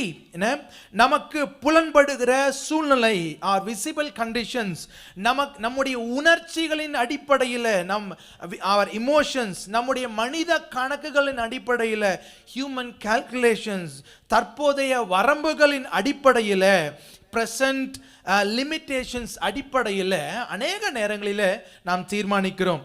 அப்படி என்று சொன்னால் இதெல்லாம் நம்ம செய்யக்கூடாதா, இதெல்லாம் நம்ம கருத்தில் கொள்ளக்கூடாதா, இதெல்லாம் நம்ம புறக்கணிக்க வேண்டியதா அப்படின்னா இல்லை இல்லை, அப்படி கிடையாது. நாம் புரிந்து கொள்ள வேண்டியது என்னன்னா, இதற்கு மேல், இந்த உண்மைகளுக்கு மேல், இந்த ஃபேக்ட்ஸுக்கு மேலே ஆமென், we have a final authority which is God's word. ஆமென், அல்லேலூயா. இந்த உண்மைகளுக்கு மேல, இந்த உண்மைகளுக்கு மேல் நமக்கு இருக்கும் தேவனுடைய வார்த்தை என்ற அதிகாரம் ஒன்று இருக்கிறது. அதில் நிலைத்திருக்கிறவர்களாக நாம் தீர்மானங்களை எடுக்க வேண்டும் பிரியமானவர்களே. ஆமென். நம்முடைய பார்வை என்ன சொல்லும்? வழியே இல்லை என்று சொல்லும். நாம் பார்க்கும் பொழுது இதற்கு மேல் நம்முடைய வாழ்க்கைக்கு வழியே இல்லை என்று சொல்லக்கூடிய நிலை காணப்படலாம் பிரியமானவர்களே. ஆனால் விசுவாசம் நமக்கு கற்றுக் கொடுக்கக்கூடிய காரியம் என்ன அப்படின்னா, பிரியமானவர்களே, God will make a way. தேவன் ஒரு வழியை நமக்கு உண்டு பண்ண போதுமானவராக இருக்கிறார். ஏசாயா 43வது அதிகாரத்தின் 16வது வசனத்திலும், எரேமியா 43வது அதிகாரத்தின் 19வது வசனத்திலும், ஐசாயா சாப்டர் 43 verses 16 and 19 இது ரெண்டுத்திலுமே பார்த்தோம் அப்படின்னா, தேவன் சமுத்திரத்தில் வழியை உண்டாக்குகிறார், தண்ணீர்களிலே பாதையை உண்டாக்குகிறார். நாம் வனாந்தரத்தின் வழியாக நடந்து போனால் கர்த்தர் அங்கு வழியை நமக்கு உண்டு பண்ணுகிற தேவனாய் காணப்படுகிறார். அவாந்தர வழிகளிலே கர்த்தர் ஆறுகளை உண்டாக்குகிற தேவனாய் இருக்கிறார். எங்கு வழி இல்லை என்று சொல்லி சிக்கி தவிக்கிறோமோ ஆண்டவர் அங்கு நமக்கு ஒரு வழியை உண்டாக்குகிறார் என்பதுதான் விசுவாசமாய் காணப்படுகிறது. ஆனால் மனிதனுடைய பார்வையில் S, there is no way, it is a dead end அப்படின்னு சொல்லக்கூடிய நிலையாய் காணப்படலாம் பிரியமானவர்களே. ஆனால் விசுவாசம் நமக்கு கற்றுக் கொடுக்கிறது என்னன்னா, God will make a way. ஆமென், அல்லேலூயா, ஹalleluya. மனிதர்களுடைய பார்வையில இது தாமதமாகிறது, it is getting delayed, it is being delayed என்று சொல்லக்கூடிய நிலையாய் காணப்படலாம். உண்மையான நிகழ்வு, உண்மையான நிலைப்பாடு என்னவாக இருக்கிறது அப்படின்னா, சில நேரத்தில் நம்ம காத்திருந்து மனித உணர்வுகள் நமக்கு சொல்லக்கூடியது, நம்மை சுற்றி இருக்கக்கூடிய நிஜ நிலைகள் நமக்கு சொல்லக்கூடியது என்ன அப்படின்னா, it is getting delayed, இது தாமதமாகுகிறது. ஆனால் விசுவாசம் நமக்கு கற்றுக் கொடுக்கக்கூடிய காரியம் என்ன அப்படின்னா, God is still working. தேவன் இன்றும் கிரியை செய்து கொண்டிருக்கிறார், தேவன் இதிலும் செயல்பட்டு கொண்டிருக்கிறார் என்பதை தான் விசுவாசம் நமக்கு கற்றுக் கொடுக்கிறது. ஆபகுக் 2வது அதிகாரத்தின் 3வது வசனத்திலும், 2 பேதுரு 3வது அதிகாரத்தின் 9வது வசனத்திலும், Habakkuk chapter 2 verses 3 and 2 Peter chapter 3 verses 9 இது ரெண்டுத்தையுமே இந்த வசனங்களை நாம் வாசிக்கும் பொழுது குறித்த காலத்திற்கென்று தரிசனம் வைக்கப்பட்டிருக்கிறது, முடிவிலே அது விளங்கும், அது பொய் சொல்லாது, அது தாமதித்தாலும் அதற்கு காத்திரு, அது நிச்சயமாகவே வரும். ஆமென், அது தாமதிப்பதில்லை. தாமதிக்கிறார் என்று சிலர் எண்ணுகிறபடி கர்த்தர் தம்முடைய வாக்குத்தத்தத்தின் நிமித்தமாய் தாமதிக்கிறதில்லை. He is still working. ஆமென். ஆண்டவர் ஸ்தோத்திரம், நம்முடைய தாமதங்களில் நமக்காக அவர் கிரியை செய்து கொண்டிருக்கிறார் என்பதுதான் விசுவாசமாய் காணப்படுகிறது. மனிதனுடைய பார்வையில் இது பலவீனமாக காணப்படுகிறது. இது பலவீனம் என்று சொல்லி, இது பலவீன சரீரம் என்று சொல்லி, இது பலவீன பாடம் என்று சொல்லி மனிதனுடைய பார்வைகள் காணப்படலாம் பிரியமானவர்களே. But faith says his grace is sufficient. அவருடைய கிருபை நமக்கு போதுமானது என்பதை விசுவாசம் கற்றுக் கொடுக்கிறது. 2 கொரிந்தியர் 12வது அதிகாரத்தின் 9வது வசனத்தில் வாசிக்கிறோம். 2 Corinthians chapter 12 verses 9ல, என் கிருபை உனக்கு போதும், பலவீனத்தில் என் பலன் பூரணமாய் விளங்கும் என்று ஆண்டவர் சொல்லுகிறார். பலவீனத்தில் அவருடைய பலன் பூரணமாய் விளங்குகிறது. அதை உணர்ந்த பவுல் சொல்லுகிறான், கிறிஸ்துவின் வல்லமை என் மேல் தங்கும்படி என் பலவீனங்களை குறித்து நான் மிகவும் சந்தோஷப்படுகிறேன். எஸ், மனிதனுடைய பார்வையில் இது பலவீனமானதுதான், மனிதனுடைய பார்வையில் இது தீர்க்க முடியாத காரியமாயிருக்கிறது தான். ஆனால் இதை குறித்து நான் சந்தோஷப்படுகிறேன். ஏனென்று சொன்னால் இதில் கர்த்தருடைய மகிமை விளங்குகிறதாய் காணப்படுகிறது. God has been glorified in this. ஆமென். ஆகவே நான் சந்தோஷப்படுகிறேன். எனக்கு இந்த பலவீனம் வந்தது நல்லது.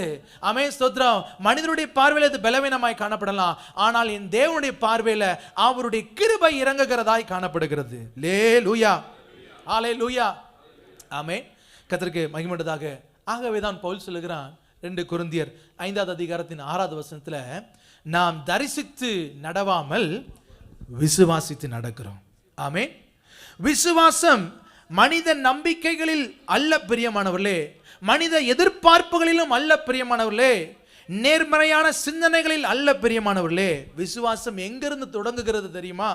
விசுவாசம் தேவனுடைய வசனத்தை கேட்பதிலிருந்து தொடங்குகிறது. ரோமர் 10வது அதிகாரத்தின் 17வது வசனத்துல விசுவாசம் கேள்வியினால் வரும். ஆமென். நாம் ஆண்டவருடைய வார்த்தைகளை கேட்க கேட்க கேட்க நமக்குள் விசுவாசம் உற்பத்தி ஆகுகிறது. அது மாத்திரமல்ல, விசுவாசம் தேவனுடைய வசனத்தை தியானிப்பதிலிருந்து வருகிறது. யோசுவா 1வது அதிகாரத்தின் 8வது வசனத்திலும் சங்கீதம் 1வது அதிகாரத்தின் 2-3 வசனங்களிலும் நாம் பார்த்தோம் என்று சொன்னால், இரவும் பகலும் அவருடைய வேதத்தில் தியானமாயிருக்கிற மனுஷன் பாக்கியவான். ஆமென். அல்லேலூயா. அவன் தன்னுடைய வழிகளை அறிந்து கொள்வான், வாய்க்க பண்ணுவான். ஆமென். புத்திமானாய் நடந்து கொள்வான் என்று சொல்லி வசனம் இருக்கிறது. பிரியமானவர்களே, சங்கீதம் 1வது அதிகாரத்தின் 3வது வசனத்தின் கடைசி பகுதி சொல்லுகிறது, அவன் செய்வதெல்லாம் வாய்க்கும். என்னென்ன தீர்மானங்கள் எடுக்கிறார்களோ, ஆமென், தேவனை சார்ந்து, தேவனுடைய வசனத்தை சார்ந்து, தேவனுடைய வசனத்தின் மேல் விசுவாசம் வைத்து என்ன தீர்மானங்கள் எடுக்கிறார்களோ அத்தனையும் வாய்க்கும் என்று சொல்லி பார்க்கிறோம். ஆமென். ஆண்டுடைய வார்த்தைகளை கேட்கும் பொழுது, ஆண்டுடைய வார்த்தைகளை தியானிக்கும் பொழுது நம்முடைய விசுவாசம் பலப்படுகிறது. எப்படி பலப்படுகிறது? நாம வேதத்தை வாசிக்கும் பொழுது, தியானிக்கும் பொழுது தேவன் யார் என்று அறிந்து கொள்கிறோம். தேவனுடைய வாக்குத்தத்தங்கள் நம்முடைய வாழ்க்கையில் என்ன என்பதை அறிந்து கொள்கிறோம். தேவன் எப்படியெல்லாம் செயல்படுவார், எவ்வாறெல்லாம் செயல்படுவார் என்பதை குறித்து அறிந்து கொள்கிறோம். We can understand how God works. ஆமென். தேவன் நம்மிடத்தில் என்ன எதிர்பார்க்கிறார், what God is requiring from us, என்ன ஆண்டவர் நம்மிடத்தில் எதிர்பார்க்கிறார் என்பதை எல்லாம் நாம் அறிந்து கொள்கிறோம். இப்படி நாம் ஆண்டவரை பற்றி அறிய அறிய அறிய அறிந்து கொள்ள அவருடைய குணாதிசயம் இது என்று தெரிந்து கொள்ள நம்முடைய விசுவாச வாழ்க்கை அவருடைய குணாதிசயத்தின் மேல் கட்டப்படுகிறது. நம்முடைய விசுவாச வாழ்க்கை அவருடைய குணாதிசயத்தின் மேல் கட்டப்படுகிறது. பிரியமானவர்களே, ஆண்டவர் அவருடைய கிரியைகள் ஒருவேளை நமக்கு தெளிவாய் தெரியாமல் இருக்கலாம். ஆண்டவர் எதை செய்ய போகிறார் என்பது நமக்கு தெளிவாக தெரியாமல் இருக்கலாம். ஆனால் அவரை பற்றிய அறிவு, அவருடைய குணாதிசயம் இது என்று நம்முடைய வாழ்க்கையில அசைக்க முடியாத நம்பிக்கையை கொடுக்கக்கூடியதா இருக்கிறது. அதன் மேல் நாம் விசுவாசம் வைத்து நம்முடைய வாழ்க்கையை தீர்மானிக்கிறவர்களாய் நாம் காணப்பட வேண்டும். ஆமென். Hallelujah. It is not only on the promises, it is also on the promise giver. Amen. யார் வாக்கு கொடுத்திருக்கிறார் என்பதை குறித்து அந்த வாக்கு கொடுத்தவர் மேல் நம்ம நம்பிக்கை வைத்து வாழுகிறோம் அல்லவா, அதுதான் விசுவாசமா இருக்கிறது. அது அசைக்க முடியாததா இருக்கிறது. ஆமென். கர்த்தருக்கு மகிமையுண்டாக. A.W. Tozer என்று சொல்லக்கூடிய தேவ மனிதர் சொல்லுகிறார், true faith rests upon the character of God. True faith rests upon the character of God. உண்மையான விசுவாசம் தேவனுடைய குணாதிசயத்தை அடிப்படையாக கொண்டது. நாம் தேவனுடைய குணாதிசயத்தின் மேல் நம்முடைய வாழ்க்கையை கட்டி அதிலிருந்து தீர்மானிக்கிறவர்களாய் காணப்பட வேண்டும். இங்கு லோத்து பார்த்து தன்னுடைய பார்வையில நலம் என்று கண்டதை தீர்மானித்தான். ஆனால் ஆபிரகாமோ தன்னுடைய வாழ்க்கையை தேவன் மேல் விசுவாசம் வைத்து, அவருடைய குணாதிசயங்கள் மேல் விசுவாசம் வைத்து அதில் நடந்தவனாய் காணப்பட்டான். அல்லேலூயா, ஹல்லேலூயா. சங்கீதம் 25வது அதிகாரத்தின் 12வது வசனம், கர்த்தருக்கு பயப்படுகிற மனுஷன் எவனோ, அந்த வசனத்தை வாசிக்க கேட்கிறேன். சங்கீதம் 25:12, கர்த்தருக்கு பயப்படுகிற மனுஷன் எவனோ அவனுக்கு தாம் தெரிந்து கொள்ளும் வழியை போதிப்பார். கர்த்தருக்கு பயப்படுகிற மனுஷன் எவனோ, ஆமென், எவன் ஒருவன் ஆண்டவரை பற்றிய புரிதலோடு ஆண்டவருடைய குணாதிசயத்தின் மேல் தன்னுடைய வாழ்க்கையை கட்டுகிற நிலையில, ஆண்டவரை பற்றிய அறிவோடு வாழக்கூடிய நிலையில, ஆமென். கர்த்தருக்கு முன்னதாக ஆங்கிலத்தில் சொல்லப்பட்டிருக்கிறது, those who fear the Lord, who understands the Lord. ஆண்டவர் யார் என்பதை புரிந்து கொண்டு, அவருடைய குணாதிசயம் எப்படி என்பதை புரிந்து கொண்டு வாழுகிறாரோ அவர்களுக்கு ஆண்டவர் என்ன பண்ணுகிறார், தம்முடைய வழிகளை காண்பிக்கிறார். வசனம் அப்படிதானே இருக்கு. வசனம் என்ன சொல்லுகிறது, அவனுக்கு தாம் தெரிந்து கொள்ளும் வழியை போதிப்பார். ஆமென்.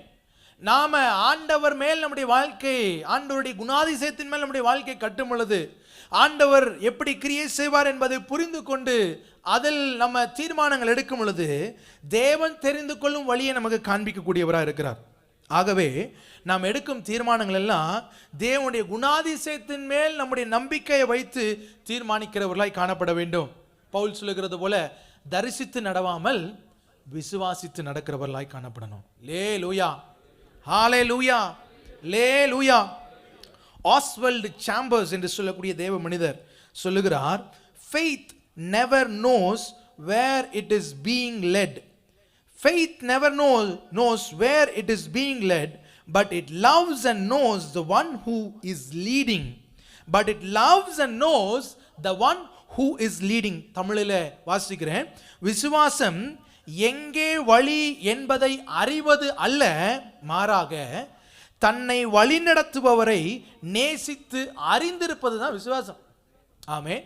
எந்த அளவிற்கு அவரை அறிகிறோமோ அந்த அளவிற்கு நம்முடைய விசுவாசம் பலப்படும். எந்த அளவிற்கு நம்முடைய விசுவாசம் பலப்படுகிறதோ அந்த அளவிற்கு ஸ்தோத்திரம் அவர் மேல் நாம என்ன பண்ணுவோம், நம்முடைய தீர்மானங்களை எடுக்கிறவர்களாய் காணப்படுவோம். ஆண்டவர் எனக்கு இந்த வாக்குத்தத்தத்தை கொடுத்திருக்கிறார், கொடுத்தவரை நான் அறிந்திருந்தால் ஆமென் ஸ்தோத்திரம், அந்த கொடுத்த தீர்மானம், அந்த கொடுத்த வாக்குத்தத்தம் நிச்சயமாகவே என் வாழ்க்கையில் நிறைவேறி முடியும் என்பதை குறித்து நான் எந்த அளவும் சந்தேகப்பட வேண்டியதில்லை. ஆகவே நான் எடுக்கும் தீர்மானங்கள் எல்லாம் ஆண்டவருடைய குணாதிசயத்தின் மேல் காணப்படும். ஆமென், லேலூயா. விசுவாசித்து நடக்கிறவர்களாய் நாம் காணப்பட வேண்டும். இந்த யோர்தானின் தருணம் நமக்கு கற்றுக் கொடுக்கக்கூடிய முதல் பாடம் என்ன அப்படின்னா, ஆமென் ஸ்தோத்திரம், தீர்மானம் எடுக்க வேண்டிய இடமாய் இது காணப்படுகிறது. அப்படி வரும் பொழுது நாம் தரிசித்து நடவாமல் விசுவாசித்து நடக்கிறவர்களாய் காணப்பட வேண்டும்.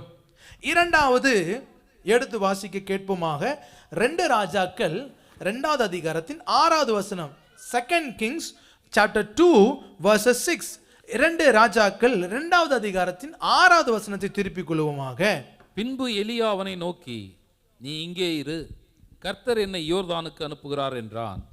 அதற்கு அவன், நான் உம்மை விடுகிறதில்லை என்று கர்த்தருடைய ஜீவனையும் உம்முடைய ஜீவனையும் கொண்டு சொல்லுகிறேன் என்றான். அப்படியே இருவரும் போனார்கள். 2 ராஜாக்கள் 2வது அதிகாரத்தில் நம்ம என்ன பார்க்கிறோம், எலியா எடுத்துக்கொள்ளப்படுவதற்கு முன்பதாக எலியாவுக்கும் எலிசாவுக்கும் இடையே நடந்த ஒரு சம்பவம். பிரியமானவர்களே, இங்கு எலியா எலிசாவை பார்த்து, நீ இங்கே இருந்து விடு, நீ கில்காலிலே இருந்து விடு என்று சொல்லுகிறான். அவர்கள் கில்காலில் தான் இருக்கிறாங்க. ஆனால் தேவன் எலியாவுக்கு ஒரு நிலையை வைத்திருக்கிறார். அவரை எடுத்துக்கொள்வதற்கு தேவன் எத்தனித்து கொண்டிருக்கிறார். ஆகவே எடுத்துக்கொள்ளப்பட போகிறார் என்று எலிசாவுக்கு தெரிந்த மாத்திரத்தில் அவன் எலியாவை பின்தொடர்வதை நிறுத்திவிடவில்லை. தன்னுடைய வாழ்க்கையை எதற்கு அர்ப்பணித்தானோ, எலியாவின் ஊழியக்காரனாக இருப்பதற்காக தன்னுடைய வாழ்க்கையை அர்ப்பணித்தானோ, பிரியமானவர்களே, அதில் உறுதி உள்ளவனாய் அவன் காணப்படுகிறான். 3 விசை எலியா சொல்லுகிறார், எப்பா நீ கில்காலிலே இருந்து விடு, நான் பெத்தேலுக்கு போகிறேன். ஆனால் அவன் சொல்லுகிறான், இல்லை இல்லை, நான் உம்மை விட்டு விடுகிறதில்லை. வசனம் 2, வசனம் 4, வசனம் 6 எடுத்து வாசிச்சோம் அப்படின்னா, பெத்தேலுக்கு போன உடனே அங்கேயும் சொல்லுகிறார், நீ இங்கே இருந்து விடு, நீ பெத்தேல இருந்து விடு, ஆண்டவர் என்னை எரிகோவுக்கு அனுப்புகிறார் என்று சொல்லி எலிசா சொல்லுகிறார், இல்லை இல்லை, நான் உம்மை விட்டு விடுகிறதில்லை. எரிகோவிலிருந்து ஆண்டவர் என்னை யோர்தானுக்கு அனுப்புகிறார், நீ எரிகோவிலே இருந்து விடு என்று சொல்லுகிறார். ஆனாலும் அவன் என்ன பண்ணல, நான் உம்மை விட்டு விடுகிறதில்லை என்று சொல்லி தான் எதற்கு தன்னுடைய வாழ்க்கை அர்ப்பணித்தானோ அதில் மிக உறுதி உள்ளவனாய் காணப்படுகிறான்.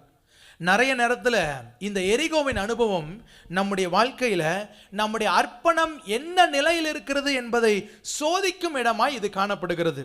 இரண்டாவது, a place of commitment tested, அர்ப்பணிப்பு சோதிக்கப்படுகிற இடமாக இந்த யோர்தானின் அனுபவம் காணப்படுகிறது. பிரியமானவர்களே, எந்த அளவிற்கு நாம் ஆண்டவர் மேல் ஸ்தோத்திரம் நம்முடைய அர்ப்பணத்தை வைத்திருக்கிறோம், எந்த அளவிற்கு how much we are committed to our Lord. பிரியமானவர்களே, பாருங்க, இவனுடைய அர்ப்பணம் என்ன, எலியாவின் ஊழியக்காரனாக இந்த எலிசா காணப்பட வேண்டும் என்று சொல்லி என்றைக்கு அழைக்கப்பட்டானோ அன்றையிலிருந்து உறுதியாக அது நிலைத்திருந்தான். எந்த அளவிற்கு இந்த எலியாவின் அபிஷேகத்தை இரட்டிப்பாய் பெற்றுக்கொள்ளும் அளவிற்கு 2 ராஜாக்கள் 2வது அதிகாரத்தின் 9வது வசனம், 2 Kings chapter 2 verses 9. இரட்டிப்பான அபிஷேகத்தை பெற்றுக்கொள்ளும் நிலைக்கு பிரியமானவர்களே இவன் தன்னுடைய வாழ்க்கையை அர்ப்பணித்தான் என்று சொல்லி பார்க்கிறோம். அந்த அர்ப்பணத்தில் உறுதியாய் நின்றான் என்று சொல்லி பார்க்கிறோம். பிரியமானவர்களே, தேவன் நம்மிடத்தில் எதிர்பார்க்கும் அர்ப்பணத்தின் அனுபவம் எப்படி தெரியுமா? லூக்கா 9வது அதிகாரத்தின் 62வது வசனத்துல, லூக்கா 9வது அதிகாரத்தின் 62, லூக் சாப்டர் 9 verses 62. அதற்கு இயேசு, கலப்பையின் மேல் தன் கையை வைத்து பின்னிட்டு பார்க்கிற எவனும் தேவனுடைய ராஜ்யத்துக்கு தகுதியுள்ளவன் அல்ல என்றார். நாம் நம்முடைய வாழ்க்கையை தேவனுடைய ராஜ்யத்திற்கு அர்ப்பணித்திருக்கிறோம் என்று சொன்னால், கலப்பையின் மேல் கை வைத்து விட்டு பின்னிட்டு பார்க்காதவர்களாய் நாம் முன்னேறி நடக்கிறவர்களாய் காணப்பட வேண்டும். ஆமென். பிரியமானவர்களே, ஒரு தடவை நம்முடைய வாழ்க்கையை ஆண்டவருக்கு அர்ப்பணித்து விட்டோம் என்று சொன்னால், எது நடந்தாலும் அந்த அர்ப்பணத்திலிருந்து ஒரு நாளும் மாறக்கூடாது, விலகக்கூடாது. பிரியமானவர்களே, ஆனால் நன்றாக புரிந்து கொள்ளுங்கள், நம்முடைய அர்ப்பணம் நிச்சயமாகவே சோதிக்கப்படும். Our commitment will be tested. ஆமென். எதற்கு? நமக்காக வைக்கப்பட்டிருக்கும் அந்த இரட்டிப்பான அபிஷேகத்தை நம்முடைய வாழ்க்கையில பெற்றுக்கொள்ளும் அளவிற்கு பிரியமானவர்களே நம்முடைய கமிட்மெண்ட் will be tested. லூக்கா 9வது அதிகாரத்தின் 23வது வசனத்துல ஆண்டவர் இன்னும் ஒருபடி அதிகமாய் சொல்லுகிறார். அவர் நம்மிடத்தில் எதிர்பார்க்கும் நம்முடைய கமிட்மெண்ட், நம்முடைய அர்ப்பணம் எந்த அளவிற்கு இருக்க வேண்டும் என்று சொன்னால், எவன் ஒருவன் தன்னைத்தான் வெறுத்து, இந்த வார்த்தை வசனத்தை வாசிங்களேன்.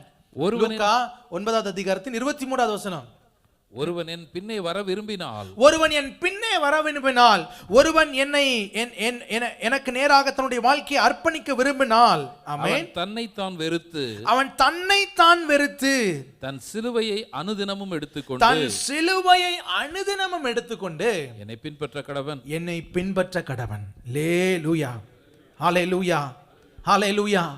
ஒவ்வொரு நாளும் நம்மை நாம் வெறுத்து பிரியமானவர்களே நம்முடைய சிலுவையை சுமந்து ஒவ்வொரு நாளும் இயேசுவை பின்பற்றுகிறவர்களாய் நாம் காணப்பட வேண்டும். ஆமென். ஸ்தோத்திரம். கர்த்தருக்கு மகிமையுண்டாக.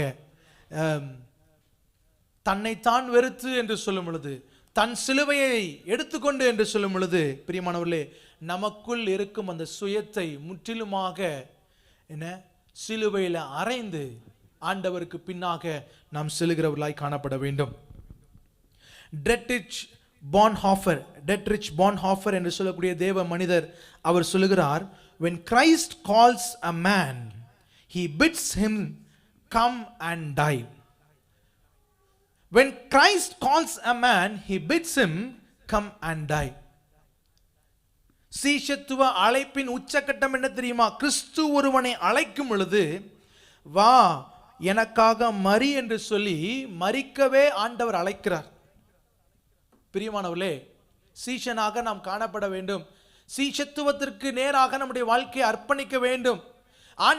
ஆண்டவரின் சீஷனாக நாம் இந்த உலகத்தில் வாழ வேண்டும் என்று சொன்னால் பிரியமானவர்களே நம்முடைய அழைப்பு மரணத்துக்கு நேரான அழைப்பாய் காணப்படுகிறது. பவுல் அதை தான் பிலிப்பியர் 1வது அதிகாரத்தின் 21வது வசனத்தை சொல்லுகிறான்.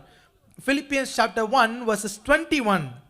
கிறிஸ்து எனக்கு ஜீவன், சாவு எனக்கு ஆதாயம். அல்லேலூயா, ஹல்லேலூயா. எவ்வளவு பெரிய விலை பாருங்களேன். நாம் ஆண்டவராகிய இயேசுவின் சீஷர்களாய் இருக்க வேண்டும் என்று சொன்னால் கிறிஸ்து நமக்கு ஜீவனாய் காணப்பட வேண்டும். நம்முடைய வாழ்க்கையின் மரித்து போன இடங்களில் கிறிஸ்து நமக்கு ஜீவனாய் காணப்பட வேண்டும். அதே சமயத்தில் நம்முடைய வாழ்க்கையின் ஆமென் ஸ்தோத்திரம் நாம மரிக்க வேண்டிய இடத்துல மரிக்கிறவர்களாக காணப்பட வேண்டும். பிரியமானவர்களே, சுயத்திற்கு மரித்தவர்களாய் காணப்பட வேண்டும். தேவன் விரும்பாததை நம்முடைய வாழ்க்கையிலிருந்து அகற்றி நாம் காணப்பட வேண்டும். மாம்சத்திற்கு மரித்தவர்களாய் காணப்பட வேண்டும். பாட்டெல்லாம் பாடுவோம்ல, சுயமென்னில் சாம்பலாய் மாற. என்ன பாட்டு பாடும்போது ரொம்ப அருமையா இருக்குல்ல.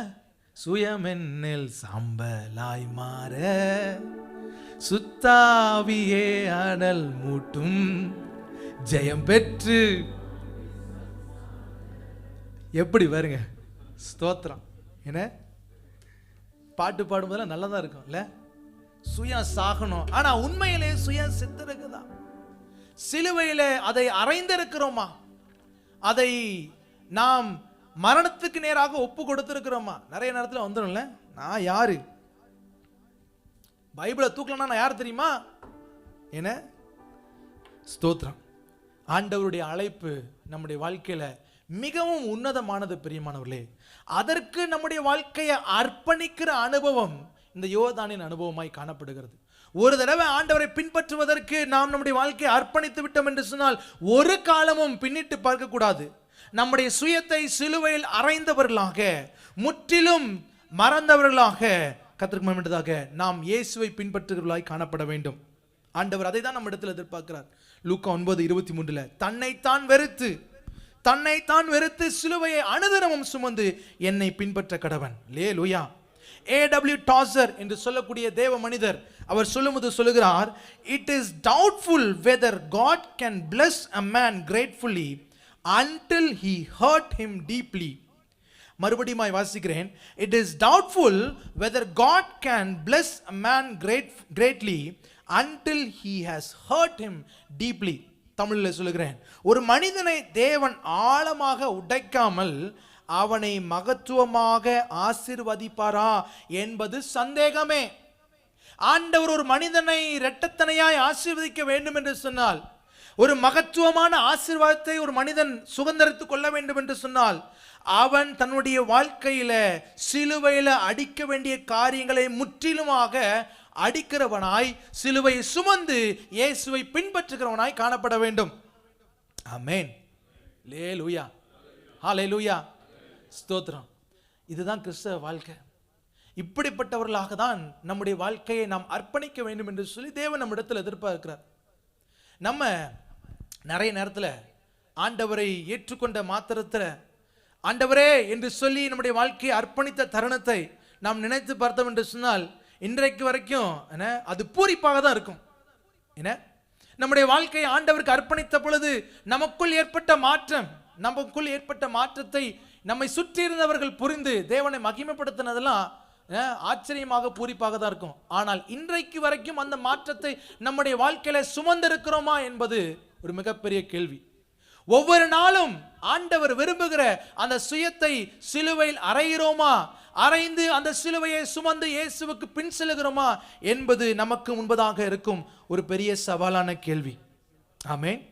ஆண்டவர் ஒரு மனிதனை மகத்துவமாய் ஆசீர்வதிக்க வேண்டும் என்று சொன்னால் முதலாவது அவனை ஆழமாய் கர்த்தர் உடைப்பார். ஆமென். கர்த்தருக்கு மகிமை உண்டதாக. எந்த இடத்துல ஆண்டவர் அவரை உடைக்கிறாரோ அந்த இடத்துல தாமே ஆண்டவர் அவர்களை உருவாக்கும் செயலில் தொடங்குகிறார். ஆமென். எந்த இடத்துல ஒரு மனிதனை ஆண்டவர் உடைக்கிறாரோ அங்குதான் ஆண்டவர் என்ன பண்ணுகிறார், அந்த மனிதனை உருவாக்குவதற்காக அவர் செயலில் ஈடுபடுகிற தேவனா இருக்கிறார். பிரியமானவர்களே, நாம் இந்த யோர்தானின் அனுபவத்திலிருந்து கற்றுக்கொள்ளக்கூடிய காரியம் என்ன அப்படின்னா, நாம் எடுத்திருக்கும் இந்த அர்ப்பணிப்பு நிச்சயமாகவே பரீட்சைக்கு நேராக செல்லக்கூடியதா இருக்கிறது. இது சோதிக்கப்படும் இடம். ஆனால் இந்த அர்ப்பணிப்பில் உறுதி உள்ளவர்களாக நாம் காணப்பட வேண்டும். மூன்றாவது, யோர்தானின் அனுபவங்களில், யோர்தானின் தருணங்களில் நாம் முதலாவது கற்றுக்கொண்ட பாடம், it is a place of decision making. தீர்மானம் எடுக்க வேண்டிய இடம். எப்படிப்பட்ட தீர்மானத்தை எடுக்கிறோம் என்பதை குறித்து நாம் பார்த்தோம். இரண்டாவது, a place of commitment tested. அர்ப்பணிப்பு சோதிக்கப்படுகிற இடம். எப்படிப்பட்ட அர்ப்பணிப்போடு நாம் காணப்படுகிறோம், எப்படிப்பட்ட அர்ப்பணிப்பை தேவன் நம்மிடத்தில் எதிர்பார்க்கிறார் என்பதெல்லாம் பார்த்தோம். மூன்றாவது, 2 ராஜாக்கள் 5வது அதிகாரத்தின் 10வது வசனத்தை வாசிக்க கேட்போமாக. 2 ராஜாக்கள் 5வது அதிகாரத்தின் 10வது வசனத்தை நாம் வாசிக்க கேட்போம். அப்பொழுது எலிசா அவனிடத்தில் ஆள் அனுப்பி, நீ போய் யோர்தானில் 7 தரம் ஸ்நானம் பண்ணு, அப்பொழுது உன் மாம்சம் மாறி நீ சுத்தமாவாய் என்று சொல்ல சொன்னான். இங்கு ஒரு யோர்தானின் அனுபவம் காணப்படுகிறது.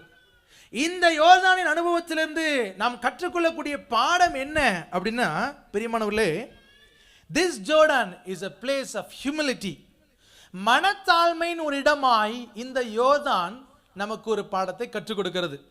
பிரியமானவர்களே, என்ன நடக்கிறது?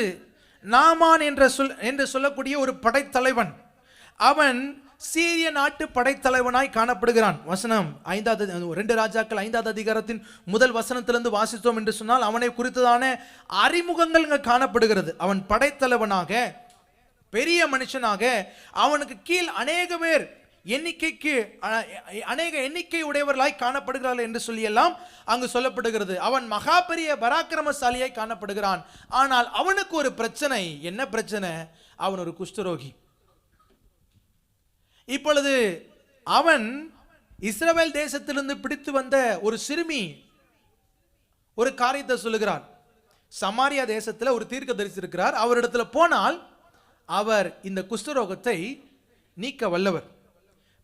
அங்கு போனால் நலமடைவீர்கள், குணமடைவீர்கள் என்று சொல்லி உடனே நம்ம ஆளு இன்ஃப்ளூயன்ஷியலை பயன்படுத்துறார். பெரிய ஆள்ல நேரா போய் ராஜா கிட்ட கேட்கிறாரு. ராஜா ஒரு லெட்டர் கொடுக்கிறாரு. சீரிய நாட்டு ராஜா ஒரு லெட்டர் கொடுத்தது. லெட்டரை கொண்டு போய் இஸ்ரவேல் தேசத்து ராஜாவிடத்துல கொடுக்கிறார். அந்த லெட்டர்ல என்ன எழுதியிருக்கு அப்படின்னா, நீ இந்த மனிதனுடைய குஷ்டரோகத்தை நீக்கிவிட வேண்டும் என்று சொல்லி அவனை உன்னிடத்தில் அனுப்புகிறேன் என்று சொல்லி அந்த கடிதத்தில் எழுதியிருக்கு. இத கடிதத்தை வாசித்த மாத்திரத்தில் இஸ்ரவேல் ராஜா ஐயோ என்று சொல்லி என்ன பண்ணுகிறார்? சட்டையை கிழித்து அழுகிறார். நான் என்ன தெய்வமா? என்னால் கொல்லவும் உயிர்ப்பிக்கவும் முடியுமா? என்கிட்ட என்ன இருக்கு அப்படின்னு சொல்லிட்டு சொல்றார். பிரியமானவர்களே, இதை கேட்ட எலிசா நாகமானை தன்னிடத்தில் அனுப்ப சொல்லுகிறான். அப்போ நாகமான் எலிசாவை பார்க்க வரும் பொழுது எலிசா வீட்டுக்கு வெளியே கூட வரல, வெளியே வந்து கூட பார்க்கல. ஆள் அனுப்பி நீ போய் யோர்தான்ல என்ன பண்ணு, 7 தடவை ஸ்நானம் பண்ணு, அப்பொழுது உன் மாம்சம் மாறி நீ சுத்தமாவா என்று சொல்லி அவனுக்கு ஒரு அறிவுரை சொல்லி அனுப்புகிறான். ஆனால் பிரச்சனை எங்க தெரியுமா? 11வது வசனத்துல நாகமான் கடும் கோபம் கொள்ளுகிறான். அவனுக்குள்ள ஒரு எக்ஸ்பெக்டேஷன் இருந்தது. நான் பெரிய ஆள், எங்க ஊர்ல நான் ஒரு பெரிய படைத்தலைவன், நான் ஒரு யுத்த வீரன், ராஜாவே எனக்கு என்ன பண்றாரு, லெட்டர் கொடுக்குற அளவுக்கு நான் பெரிய இன்ஃப்ளூயன்ஷியல் படைத்த ஒரு ஆளு, எனக்கு கீழே ஏகப்பட்ட பேர் இருக்கிறாங்க, நான் ஒரு தீர்க்கதரிசி வீட்டுக்கு வந்திருக்கிறேன், வீட்டை விட்டு கூட வெளியே வரல. நான் என்ன எதிர்பார்த்தேன்? அந்த 11ஆம் வசனத்தை வாசிச்சீங்கன்னா தெரியும். இப்போ வேண்டாம், வாசிக்கணும் தெரியும். அவர் வீட்டை விட்டு வெளியே வந்து தேவனுடைய நாமத்தை சொல்லி என் மேல கையை வச்சு என்ன எனக்கு தெய்வீக சுகத்தை கொடுப்பார் என்றெல்லாம் நான் நினைத்திருந்தேன். இது நடக்கலன்னு ஒண்ணே என்ன தனக்குள்ள ஈகோ வர ஆரம்பிச்சிருச்சு. பிரியமானவர்களே, இந்த யோர்தான் மனத்தாழ்மையின் இடமாய் காணப்படுகிறது. இந்த நாகமான் அவனுக்கு அற்புதம் நடந்தது. எப்பொழுது நடந்தது என்று தெரியுமா? அவன் எப்பொழுது எலிசா சொன்னதற்கு தன்னை தாழ்த்தினானோ, அங்கு என்ன 14வது வசனத்தில், அப்பொழுது அவன் இறங்கி எலிசா சொன்னதை தன்னுடைய வாழ்க்கையில செய்ய முன் வந்தானோ, தன்னை தாழ்த்தினானோ, அங்கிருந்து அவனுடைய வாழ்க்கை அற்புதமாய் மாறுகிறது, அற்புதம் நடக்கிறது. பிரியமானவர்களே, நிறைய நேரத்தில் நாம தேவன் நமக்கு கொடுக்கும் அற்புதம் மிக சமீபமாய் காணப்படுகிறது. ஆனால் அதை நம்முடைய வாழ்க்கையில அனுபவிக்க கூடாதபடிக்கு நமக்குள் காணப்படுகிற என்ன இந்த ஈகோ, மனமேட்டிமை, அதை சுதந்திரிக்க விடாதபடிக்கு தடையாய் காணப்படுகிறது. நம்முடைய பின்னணியங்களை வைத்து நாம எங்கிருந்து வருகிறோம் என்பதெல்லாம் வைத்து என்ன அதை தான் முன்னணியாக வைக்கிறோம். பிரியமானவர்களே, நிறைய நேரத்தில் மனம் உண்டு ஆனால் தாழ்மை இருக்காது, தாழ்மை உண்டு ஆனால் மனம் இருக்காது. ரிக் வாரன் என்று சொல்லக்கூடிய தேவ மனிதர் பர்பஸ் ட்ரிவன் லைஃப் என்று சொல்லக்கூடிய புத்தகத்தில் இப்படி ஒரு வாக்கியத்தை எழுதி வைத்திருக்கிறார். Humility is not thinking less of yourself but thinking of yourself less. மனத்தாழ்மை என்பது உங்களை பற்றிய தாழ்வாக நினைப்பது அல்ல, மாறாக குறைவாக சிந்திப்பது. நிறைய நேரத்தில் we think more of ourselves, நம்மை குறித்ததான எண்ணங்கள் எண்ண ஓட்டங்கள் அதிகமாக காணப்படுகிறது. ஆனால் மனத்தாழ்மை தேவனுக்கு முன்பதாக நம்மை சரியாக காண்பிப்பதாக இருக்கிறது. பிரியமானவர்களே, அவருக்கு முன்பதாக நம்மை சரணடை செய்து நாம அவருடைய சமூகத்தில் அவரை சார்ந்து அவருக்கு கீழ்ப்படித்து வாழுகிறோம் அல்லவா, அதுதான் மனத்தாழ்மையாய் காணப்படுகிறது. என்ன அதே பாட்டு பாடுவோம்ல, தாழ்மை உள்ளவர்களிடம் ஸ்தோத்திரம். என்ன தாழ்மையுள்ளவரிடம் தங்கிடுதே கிருபை தாழ்மையுள்ளவர் இடம் தங்கிடுதே கிருபை வாழ்நாளெல்லாம் அது போதுமே சுகமுடன் தம்பலமுடன் வாழ்நாளெல்லாம் அது போதுமே சுகமுடன் தம்பலமுடன் சேவை செய்ய இருபை தாருமே. தாழ்மை உள்ளவர்களிடம் கிருபை என்ன பண்ணுகிறது? தங்குகிறது. கிருபை வேணும், ஆனால் தாழ்மை இருக்கிறதா என்பது மிக முக்கியமான ஒன்று. அகஸ்டின் ஆஃப் ஹிப்போ என்று சொல்லக்கூடிய சர்ச் ஃபாதர் 354 முதல் 430 வருடங்களில் வாழ்ந்தவர், கிறிஸ்துவுக்கு பின்பதாக. அவர் சொல்லக்கூடிய ஒரு வாக்கியம் என்ன அப்படின்னா, the foundation of all virtue is humility. அனைத்து நற்குணங்களின் அடிப்படை தாழ்மைதான். ஒரு மனிதனிடத்தில் தாழ்மை இருந்தது சொன்னால் அனைத்து நற்குணங்களும் அவரிடத்தில் இருக்கும். நல்ல மனுஷன் என்ன, ஆனால் கோவப்படுவார். காரணம் என்ன? தாழ்மை இருக்காது. நல்ல மனுஷன் ஆனால் பொய் சொல்லுவார். காரணம் என்ன? தாழ்மை இருக்காது. தேவனுக்கு முன்பதாக அர்ப்பணித்து, தேவனுக்கு முன்பதாக சரணடைந்து, தேவனுக்கு முன்பதாக கீழ்ப்படிந்து தன்னை சரியாக நிறுத்த வேண்டும் என்கிற எண்ண ஓட்டம் அவர்களுக்குள்ள காணப்படாது. ஆமென். ஏன் தாழ்மை நம்முடைய வாழ்க்கையில் அத்தியாவசியமான ஒன்று? It brings God's favour. தேவனுடைய கிருபையை நம்முடைய வாழ்க்கையில கொண்டு வருகிறதா இருக்கிறது. இப்போது பாடினது போல என்ன, அவர் யாக்கோபு 4வது அதிகாரத்தின் 6வது வசனத்துல அவர் அதிகமாக கிருபை அளிக்கிறாரே. என்ன, அதிகமான கிருபை தேவன் அளிக்கிறார். எவர்களுக்கு? தாழ்மை உள்ளவர்களுக்கு கிருபை அளிக்கிறார். ஆமென். யார் ஒருவர் தங்களை தாழ்த்துகிறார்களோ அவர்கள் வாழ்க்கையில தேவ கிருபை வருகிறதா இருக்கிறது. ஆமென். பிரியமானவர்களே, அது மாத்திரமல்ல, நாம் தாழ்த்தும் பொழுது நாம் உயர்த்தப்படுகிறோம், உயர்வுக்கு வழிநடத்தப்படுகிறோம். லூக்கா 14வது அதிகாரத்தின் 11வது வசனம், தன்னைத்தான் தாழ்த்துகிறவன் உயர்த்தப்படுவான். எவன் ஒருவன் தேவனுக்கு முன்பதாக தன்னை தாழ்த்துகிறானோ அவன் உயர்த்தப்படுவான் என்று சொல்லி வசனம் இருக்கிறது. அதே போல நீதிமொழிகள் 11வது அதிகாரத்தின் 2வது வசனத்துல ஆவிக்குரிய வளர்ச்சி அவனுக்குள் உண்டாகும்.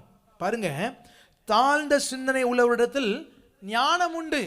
எவர்கள் ஒருவிடத்தில் ஞானம் உண்டு அப்படின்னா, எவர்கள் ஆவிக்குரிய ரீதியில் வளருகிறார்களோ அவர்களுக்குள்ள தான் ஞானம் இருக்கிறது.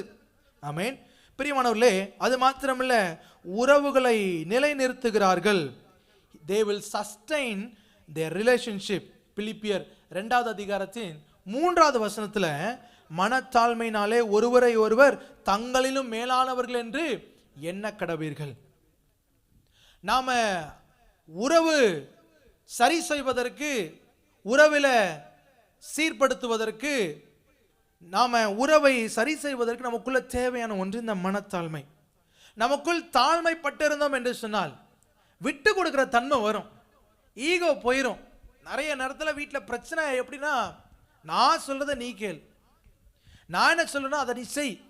என்ன, விட்டு கொடுக்கிற தன்மை இல்லை. நம்ம பழமொழி ஒன்று இருக்குல்ல, விட்டு கொடுத்தவன் தங்களிலும் மேன்மையானவர்கள் என்று மற்றவர்களை நாம் கருதி வாழுகிறவர்களாக இருக்க வேண்டும். ஆமென். அது மாத்திரமல்ல, நம்மை தாழ்த்தும் பொழுது கிறிஸ்து நம்மில் பிரதிபலிக்கிறவர்களாய் காணப்படுகிறார். பிலிப்பியர் 2வது அதிகாரத்தின் 5 முதல் 8 வசனங்களில் கிறிஸ்துவின் சிந்தனை உடையவர்களாய் காணப்பட வேண்டும். கிறிஸ்துவின் சிந்தனை என்ன?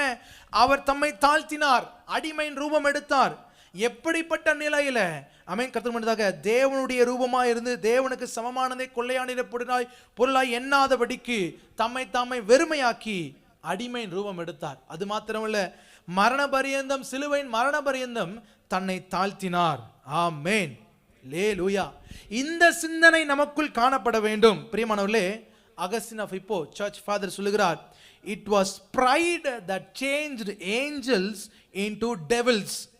It is humility that makes men as angels. மறுபடியும் வாசிக்கிறேன். It was pride that changed angels into devils.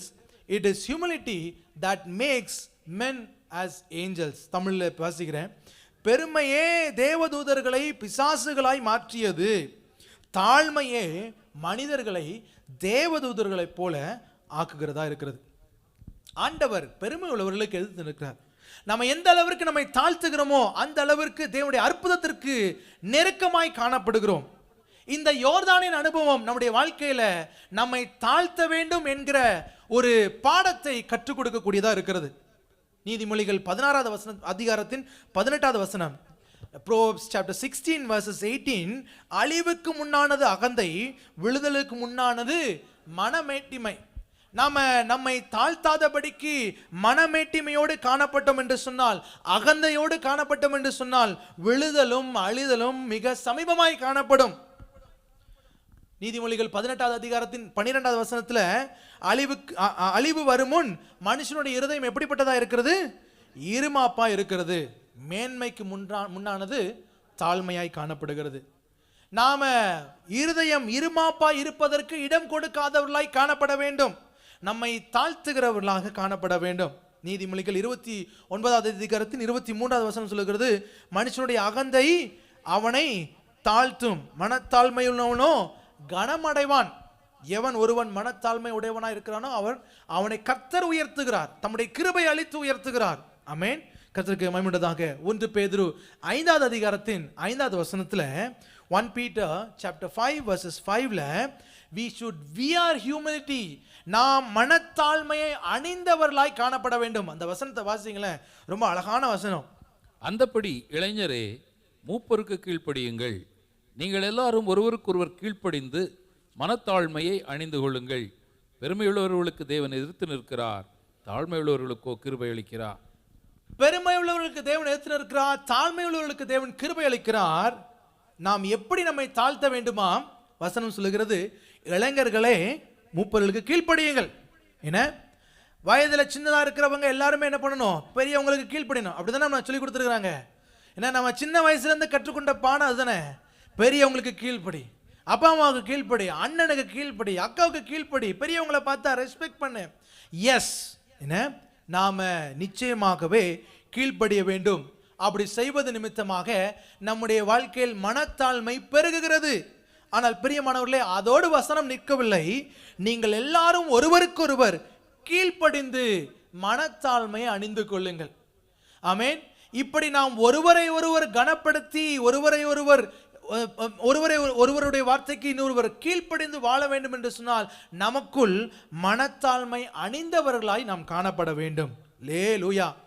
இதையெல்லாம் சொல்லிவிட்டு தான் அங்கு பேதுரு சொல்லுகிறார், பெருமை உள்ளவர்களுக்கு தேவன் எதிர்த்து நிற்கிறார், தாழ்மை உள்ளவருக்கு கிருபை அளிக்கிறார். ஆகவே மனத்தாழ்மையை அணிந்தவர்களாய் நாம் காணப்பட வேண்டும்.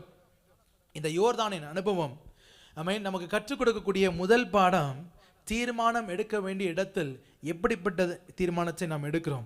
இரண்டாவது, அர்ப்பணிப்பு சோதிக்கப்படும் பொழுது எப்படிப்பட்ட அர்ப்பணிப்பில் நாம் நிலைத்திருக்கிறோம்.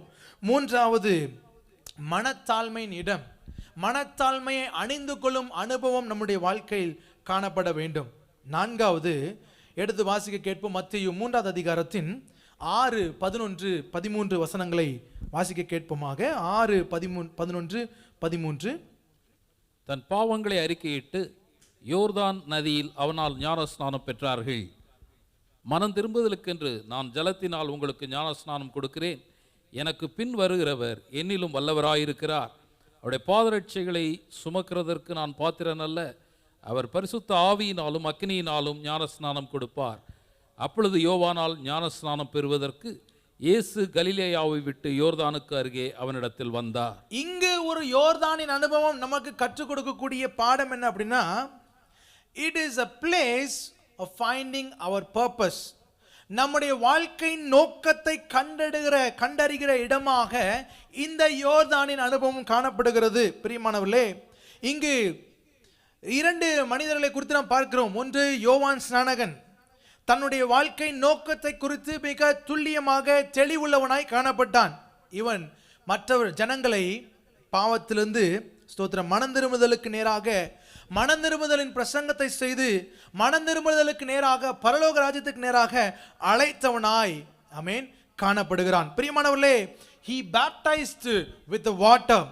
அவன் தண்ணீரினால் அவர்களை ஞானஸ்நானத்திற்கு நேராக வழிநடத்தினவனாய் காணப்பட்டான். இயேசுவுக்கு வழிகாட்டியாக இயேசு வருவதற்கு வழியை அமைத்து கொடுப்பவனாய் அவன் காணப்பட்டான். he is not the மேசியா. இவன் மேசியாவல்ல, இவன் மேசியாவுக்கு செய்தியாளனாக காணப்படுகிறான். he is not the Messiah, but he is the messenger. பிரியமானவர்களே, இந்த நோக்கத்தை மிகவும் தெளிவாய் இந்த யோவான் ஸ்நானகன் அறிந்திருந்தபடினாலே யோவான் 3வது அதிகாரத்தின் 30வது வசனத்தில் அவர் பெருக நான் சிறுக என்று சொல்லி தன்னுடைய வாழ்க்கையை அந்த நோக்கத்திற்கு நேராக அர்ப்பணிக்கிறான். பிரியமானவர்களே, ஆமென். அதே போலவே ஆண்டவராகிய இயேசு கிறிஸ்துவை குறித்து பார்க்கிறோம். அவருடைய வாழ்க்கை நோக்கத்தை குறித்தும் இங்கு யோவான் ஸ்நானகன் பேசுகிறான். என்ன பேசுகிறான்? இயேசுவை குறித்து, எனக்கு பின் வருகிறவர் என்னிலும் வல்லவராயிருக்கிறார், அவர் ஸ்தோத்திரம் பரிசுத்த ஆவியினாலும் அக்கினியினாலும் ஞானஸ்நானம் கொடுக்கக்கூடியவராய் காணப்படுகிறார். எப்படி ஆண்டவராகிய இயேசு கிறிஸ்துவானவர் பரிசுத்த ஆவியினால ஞானஸ்நானம் கொடுப்பார் அப்படின்னா, யோவான் அப்பொழுதே ஆமென் இயேசுவை பார்க்கும் பொழுதே, இயேசுவுக்கு ஞானஸ்நானம் கொடுக்கும் நேரத்திலேயே இயேசுவை பற்றி ஒரு வெளிப்பாடு யோவானுக்கு இருந்தது. என்ன அப்படின்னா, he is going to be the holy spirit. அவரே பரிசுத்த ஆவியானவராக மரித்து அடக்கம் பண்ணப்பட்டு உயிர் தெழுந்து மீண்டுமாக நம்மோடு வந்து இருக்கக்கூடிய பரிசுத்த ஆவியானவராக நம்மை அபிஷேகித்து நம்மை வல்லமைப்படுத்தி நமக்கு புதிய வாழ்வை கொடுத்து நம்மை வழிநடத்துகிற பரிசுத்த ஆவியானவராக அவர் காணப்படுகிறார். அது மாத்திரமல்ல, எப்படி ஆண்டவராகிய இயேசுவானவர் ஸ்தோத்திரம் அக்கினினால் ஞானஸ்நானம் கொடுப்பார் அப்படின்னா, he will purify. அவர் நம்மை முற்றிலுமாக சுத்திகரித்து வரப்போகிற அவருடைய 2ஆம் வருகைக்கு நம்மை தயார்படுத்தி அங்கும் நீதியுள்ள நியாயாதிபதியாய் அவர் காணப்பட போகிறார். அதுவே ஆண்டவராகிய இயேசு கிறிஸ்துவின் வாழ்க்கை நோக்கமாய் காணப்பட்டது. அதில் இயேசுவும் மிக தெளிவுள்ளவராய் காணப்பட்டார். பிரியமானவர்களே, நம்முடைய வாழ்க்கை நோக்கம் என்ன? What is R purpose? பிலிப்பியர் 3வது அதிகாரத்தின் 20வது வசனத்தை நாம் திருப்பிக் கொண்டோம் என்று சொன்னால், அங்கு சொல்லப்பட்டது போல நாம் பரலோகத்தின் குடிமக்களாய் காணப்படுகிறோம். நம்முடைய வாழ்க்கை நோக்கம், we are heavenly citizen. பக்கத்தில் பார்த்து சொல்லுங்க, நாம் பரலோகத்தின் குடிமக்கள். ஆமென். என்ன பாஸ் சொல்றீங்க? ஒரு விசாவுக்கு எவ்வளவு கஷ்டப்பட்டுட்டு இருக்கிறோம், ஒரு எமிரேட்ஸ் ஐடி கிடைக்கிறதுக்கு எவ்வளவு கஷ்டப்படுறோம். கவலைப்படாதீங்க, நம்ம பரலோகத்தின் குடிமக்கள். இங்க நம்ம வாழ்ந்தாலும் ஆமென் ஸ்தோத்திரம் பரலோகத்தின் குடிமக்களாக வாழ தேவன் கிருபை தருவாராக. ஆமென். with the kingdom values, பரலோகத்தின் ஆமென் சட்டதிட்டங்களோடு இந்த உலகத்தில் வாழுகிறவர்களாக தேவன் நமக்கு கிருபை தருவாராக. இரண்டாவது, நம்முடைய வாழ்க்கை நோக்கம் என்ன? 2 கொரிந்தியர் 5வது அதிகாரத்தின் 20வது வசனத்தில் சொல்லப்படுகிறது, நாம் கிறிஸ்துவின் ஸ்தானாதிபதிகளாய் இருக்கிறோம். we are ambassadors of Christ. நாம் கிறிஸ்துவின் ஸ்தானாதிபதி, ஆண்டவரை பிரதிபலிக்கிற, ஆண்டவரை பறைசாற்றுகிற ஆமென் we are representatives. ஒரு ஸ்தானாதிபதி ஒரு தேசத்தை என்ன ரெப்ரசன்ட் பண்றார். an ambassador, he represents a nation. அதே போலவே பரலோகத்தை ரெப்ரசன்ட் பண்ணக்கூடிய ஸ்தானாதிபதிகளாக கர்த்தர் நம்மை வைத்திருக்கிறார். பிரியமானவர்களே, நம்முடைய நோக்கத்தில் நாம் தெளிவுள்ளவர்களாய் காணப்பட வேண்டும். நாம் பரலோகத்தின் குடிமக்களாக இருக்கிறோம். we are the citizens of heaven. நாம் கிறிஸ்துவின் ஸ்தானாதிபதிகளாக இருக்கிறோம். நாம் கிறிஸ்துவின் ஸ்தானாதிபதிகளாய் இந்த உலகத்தில் வாழ கர்த்தர் நமக்கு கிருபை தருவாராக. இந்த யோர்தானின் அனுபவம், யோர்தானின் தருணங்கள் நம்முடைய வாழ்க்கையில கற்றுக் கொடுத்த 4 பாடங்கள். முதலாவது பார்த்தோம், it is a place of decision making. தீர்மானம் எடுக்க வேண்டிய இடமாய் காணப்படுகிறது. தரிசித்து நடவாமல் விசுவாசித்து நாம் தீர்மானங்கள் எடுக்க, தேவனை நம்பி தேவனுடைய குணாதிசயத்தின் மேல் நம்முடைய விசுவாசத்தை வைத்து அதில் நடக்கிறவர்களாய், அதில் தீர்மானம் எடுக்கிறவர்களாய் நாம் காணப்பட வேண்டும். இரண்டாவது, our commitment is tested. நம்முடைய அர்ப்பணிப்பு அது சோதிக்கப்படுகிற இடமாய் காணப்படுகிறது. எந்த அளவிற்கு நாம் ஆண்டவர் மேல் உறுதி உள்ளவர்களாக இருக்கிறோம். கிறிஸ்து எனக்கு ஜீவன், சாவு எனக்கு ஆதாயம் என்று சொல்லக்கூடிய நிலையில நம்முடைய அர்ப்பணிப்பு காணப்பட வேண்டும். மூன்றாவது, இந்த யோர்தான் நமக்கு கற்றுக் கொடுக்கக்கூடிய காரியம், மனத்தாழ்மையின் இடமாய் இது காணப்படுகிறது. மனத்தாழ்மையை அணிந்து கொள்ளுகிற அனுபவம் நமக்கு தேவை. பிரியமானவர்களே, நான்காவது, நம்முடைய வாழ்க்கையின் நோக்கத்தை கண்டறிகிற இடமாய் இது காணப்பட வேண்டும். நாம் பரலோகத்தின் குடிமக்கள். ஆமென். கிறிஸ்துவின் ஸ்தானாதிபதிகள், அவரை பிரதிபலிக்கிறவர்களாக நம்முடைய ஜீவியம் காணப்பட வேண்டும். நம்ம எல்லாரும் ஆண்டவருடைய சமூகத்தில் எழும்பி நின்று, ஆண்டவரே இந்த காலை நேரத்தில் எங்களுக்கு நினைப்பூட்டின, ஞாபகப்படுத்தின எங்களோடு இடைப்பட்ட வார்த்தைகளுக்காய், வசனங்களுக்காய் நாங்கள் நன்றி செலுத்துகிறோம். ஆண்டவரே ஸ்தோத்திரம் அப்பா. ஹல்லேலூயா. நாங்கள் எடுக்கும் தீர்மானங்களிலே ஆண்டவரே ஸ்தோத்திரம் அப்பா, நாங்கள் ஆண்டவரை விசுவாசித்து தீர்மானங்களை எடுக்க தேவன் கிருபை தாருங்க. எங்க அர்ப்பணிப்பில் நாங்கள் இடறி போகாதபடிக்கு, வலுவாதபடிக்கு, விலகி போகாதபடிக்கு உறுதியாய் நிலைநிற்க கர்த்தர் கிருபை தாருங்க. ஆண்டவரே நாங்க மனத்தாழ்மையை அணிந்தவர்களாய் காணப்பட கர்த்தர் உதவி செய்யுங்க ராஜா. ஆண்டவரே எங்கள் நோக்கம், நாங்கள் பரலோகத்தின் குடிமக்களாக கிறிஸ்துவின் ஸ்தானாதிபதிகளாய் காணப்படுகிறோமே, அதில் ஆண்டவரே உறுதி உள்ளவர்களாய் நாங்கள் காணப்பட, அந்த நோக்கத்தில் நாங்கள் தரித்து நிற்க, அந்த நோக்கத்தை இந்த உலகத்தில் நிறைவேற்ற தேவன் கிருபை தாருங்க ராஜா. இந்த காலை நேரத்தில் ஆண்டவரே உம்முடைய சமூகத்தை எங்களை தாழ்த்தி அர்ப்பணிக்கிறோம். ஆண்டவரே வசனத்தை கேட்ட எங்கள் வாழ்க்கையில வசனம் அப்படியே கிரியை செய்வதாக ராஜா. எங்களை பயன்படுத்துங்க, உயர்த்துங்க. ஆண்டவரே கர்த்தர் எங்களுக்கு வைத்திருக்கும் ஆண்டவரே அந்த பரம கானானை நாங்கள் சுதந்தரித்துக் கொள்ளும் வரைக்கும் இந்த தேசத்துல ஆண்டவரே இந்த உலகத்துல எங்களை கர்த்தர் மேன்மைப்படுத்தும்படியாய், உயர்த்தும்படியாய் ஜெபிக்கிறோமே அப்பா. ஹல்லேலூயா. எங்களை தாழ்த்தி அர்ப்பணிக்கிறோம். இந்த காலை நேரத்தில் வந்திருக்கிற யாவரையும் தனித்தனியாய் பேர் பெற நம்முடைய கரத்தில் அர்ப்பணிக்கிறோம். மகிமை ஒருவருக்கே எடுக்கிறோம். இயேசுவின் நாமத்தில் ஜெபிக்கிறோம் நல்ல பிதாவே. ஆமென். ஆமென். கர்த்தருடைய சமூகத்தில் கரங்களை உயர்த்தி ஆசீர்வாதங்களை பெற்றுக்கொள்வோமாக. கர்த்தராகிய இயேசு கிறிஸ்துவின் கிருபையும், பிதாவாகிய தேவனுடைய அன்பும், பரிசுத்த ஆவியானுடைய அன்பும், ஐக்கியமும், சந்தோஷமும், சமாதானமும், பாதுகாப்பும், அரவணைப்பும் நாம் அனைவரோடு கூட என்றென்றைக்கும் நிலைத்திருப்பதாக. ஆமென். ஆமென். செங்கடலை நீ பிளந்து உந்தன் ஜனங்களை நடத்தி சென்றீர். செங்கடலை நீ பிளந்து உந்தன் ஜனங்களை நடத்தி சென்றீர். நீ நல்லவர், சர்வ வல்லவர், இன்னும் வாக்கு மாறாதவர். நீ நல்லவர், சர்வ வல்லவர், என்றும் வாக்கு மாறாதவர். உமக்கப்பானவர் யார்? உமக்கப்பானவர் யார்? உமக்கப்பானவர் யார்? உமக்கப்பானவர் யார்?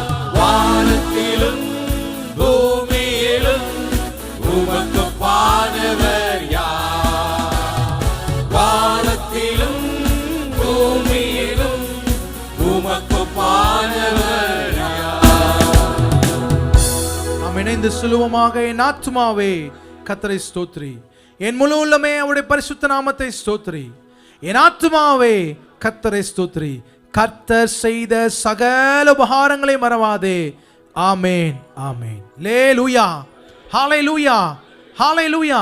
கர்த்தர் நம்ம ஒருவரை ஆசீர்வதிப்பாராக. ஒருவருக்கு ஒரு கரங்களை கொடுத்து வாழ்த்தி விசாரித்து கடந்து செல்லுங்க. God bless you. God bless you.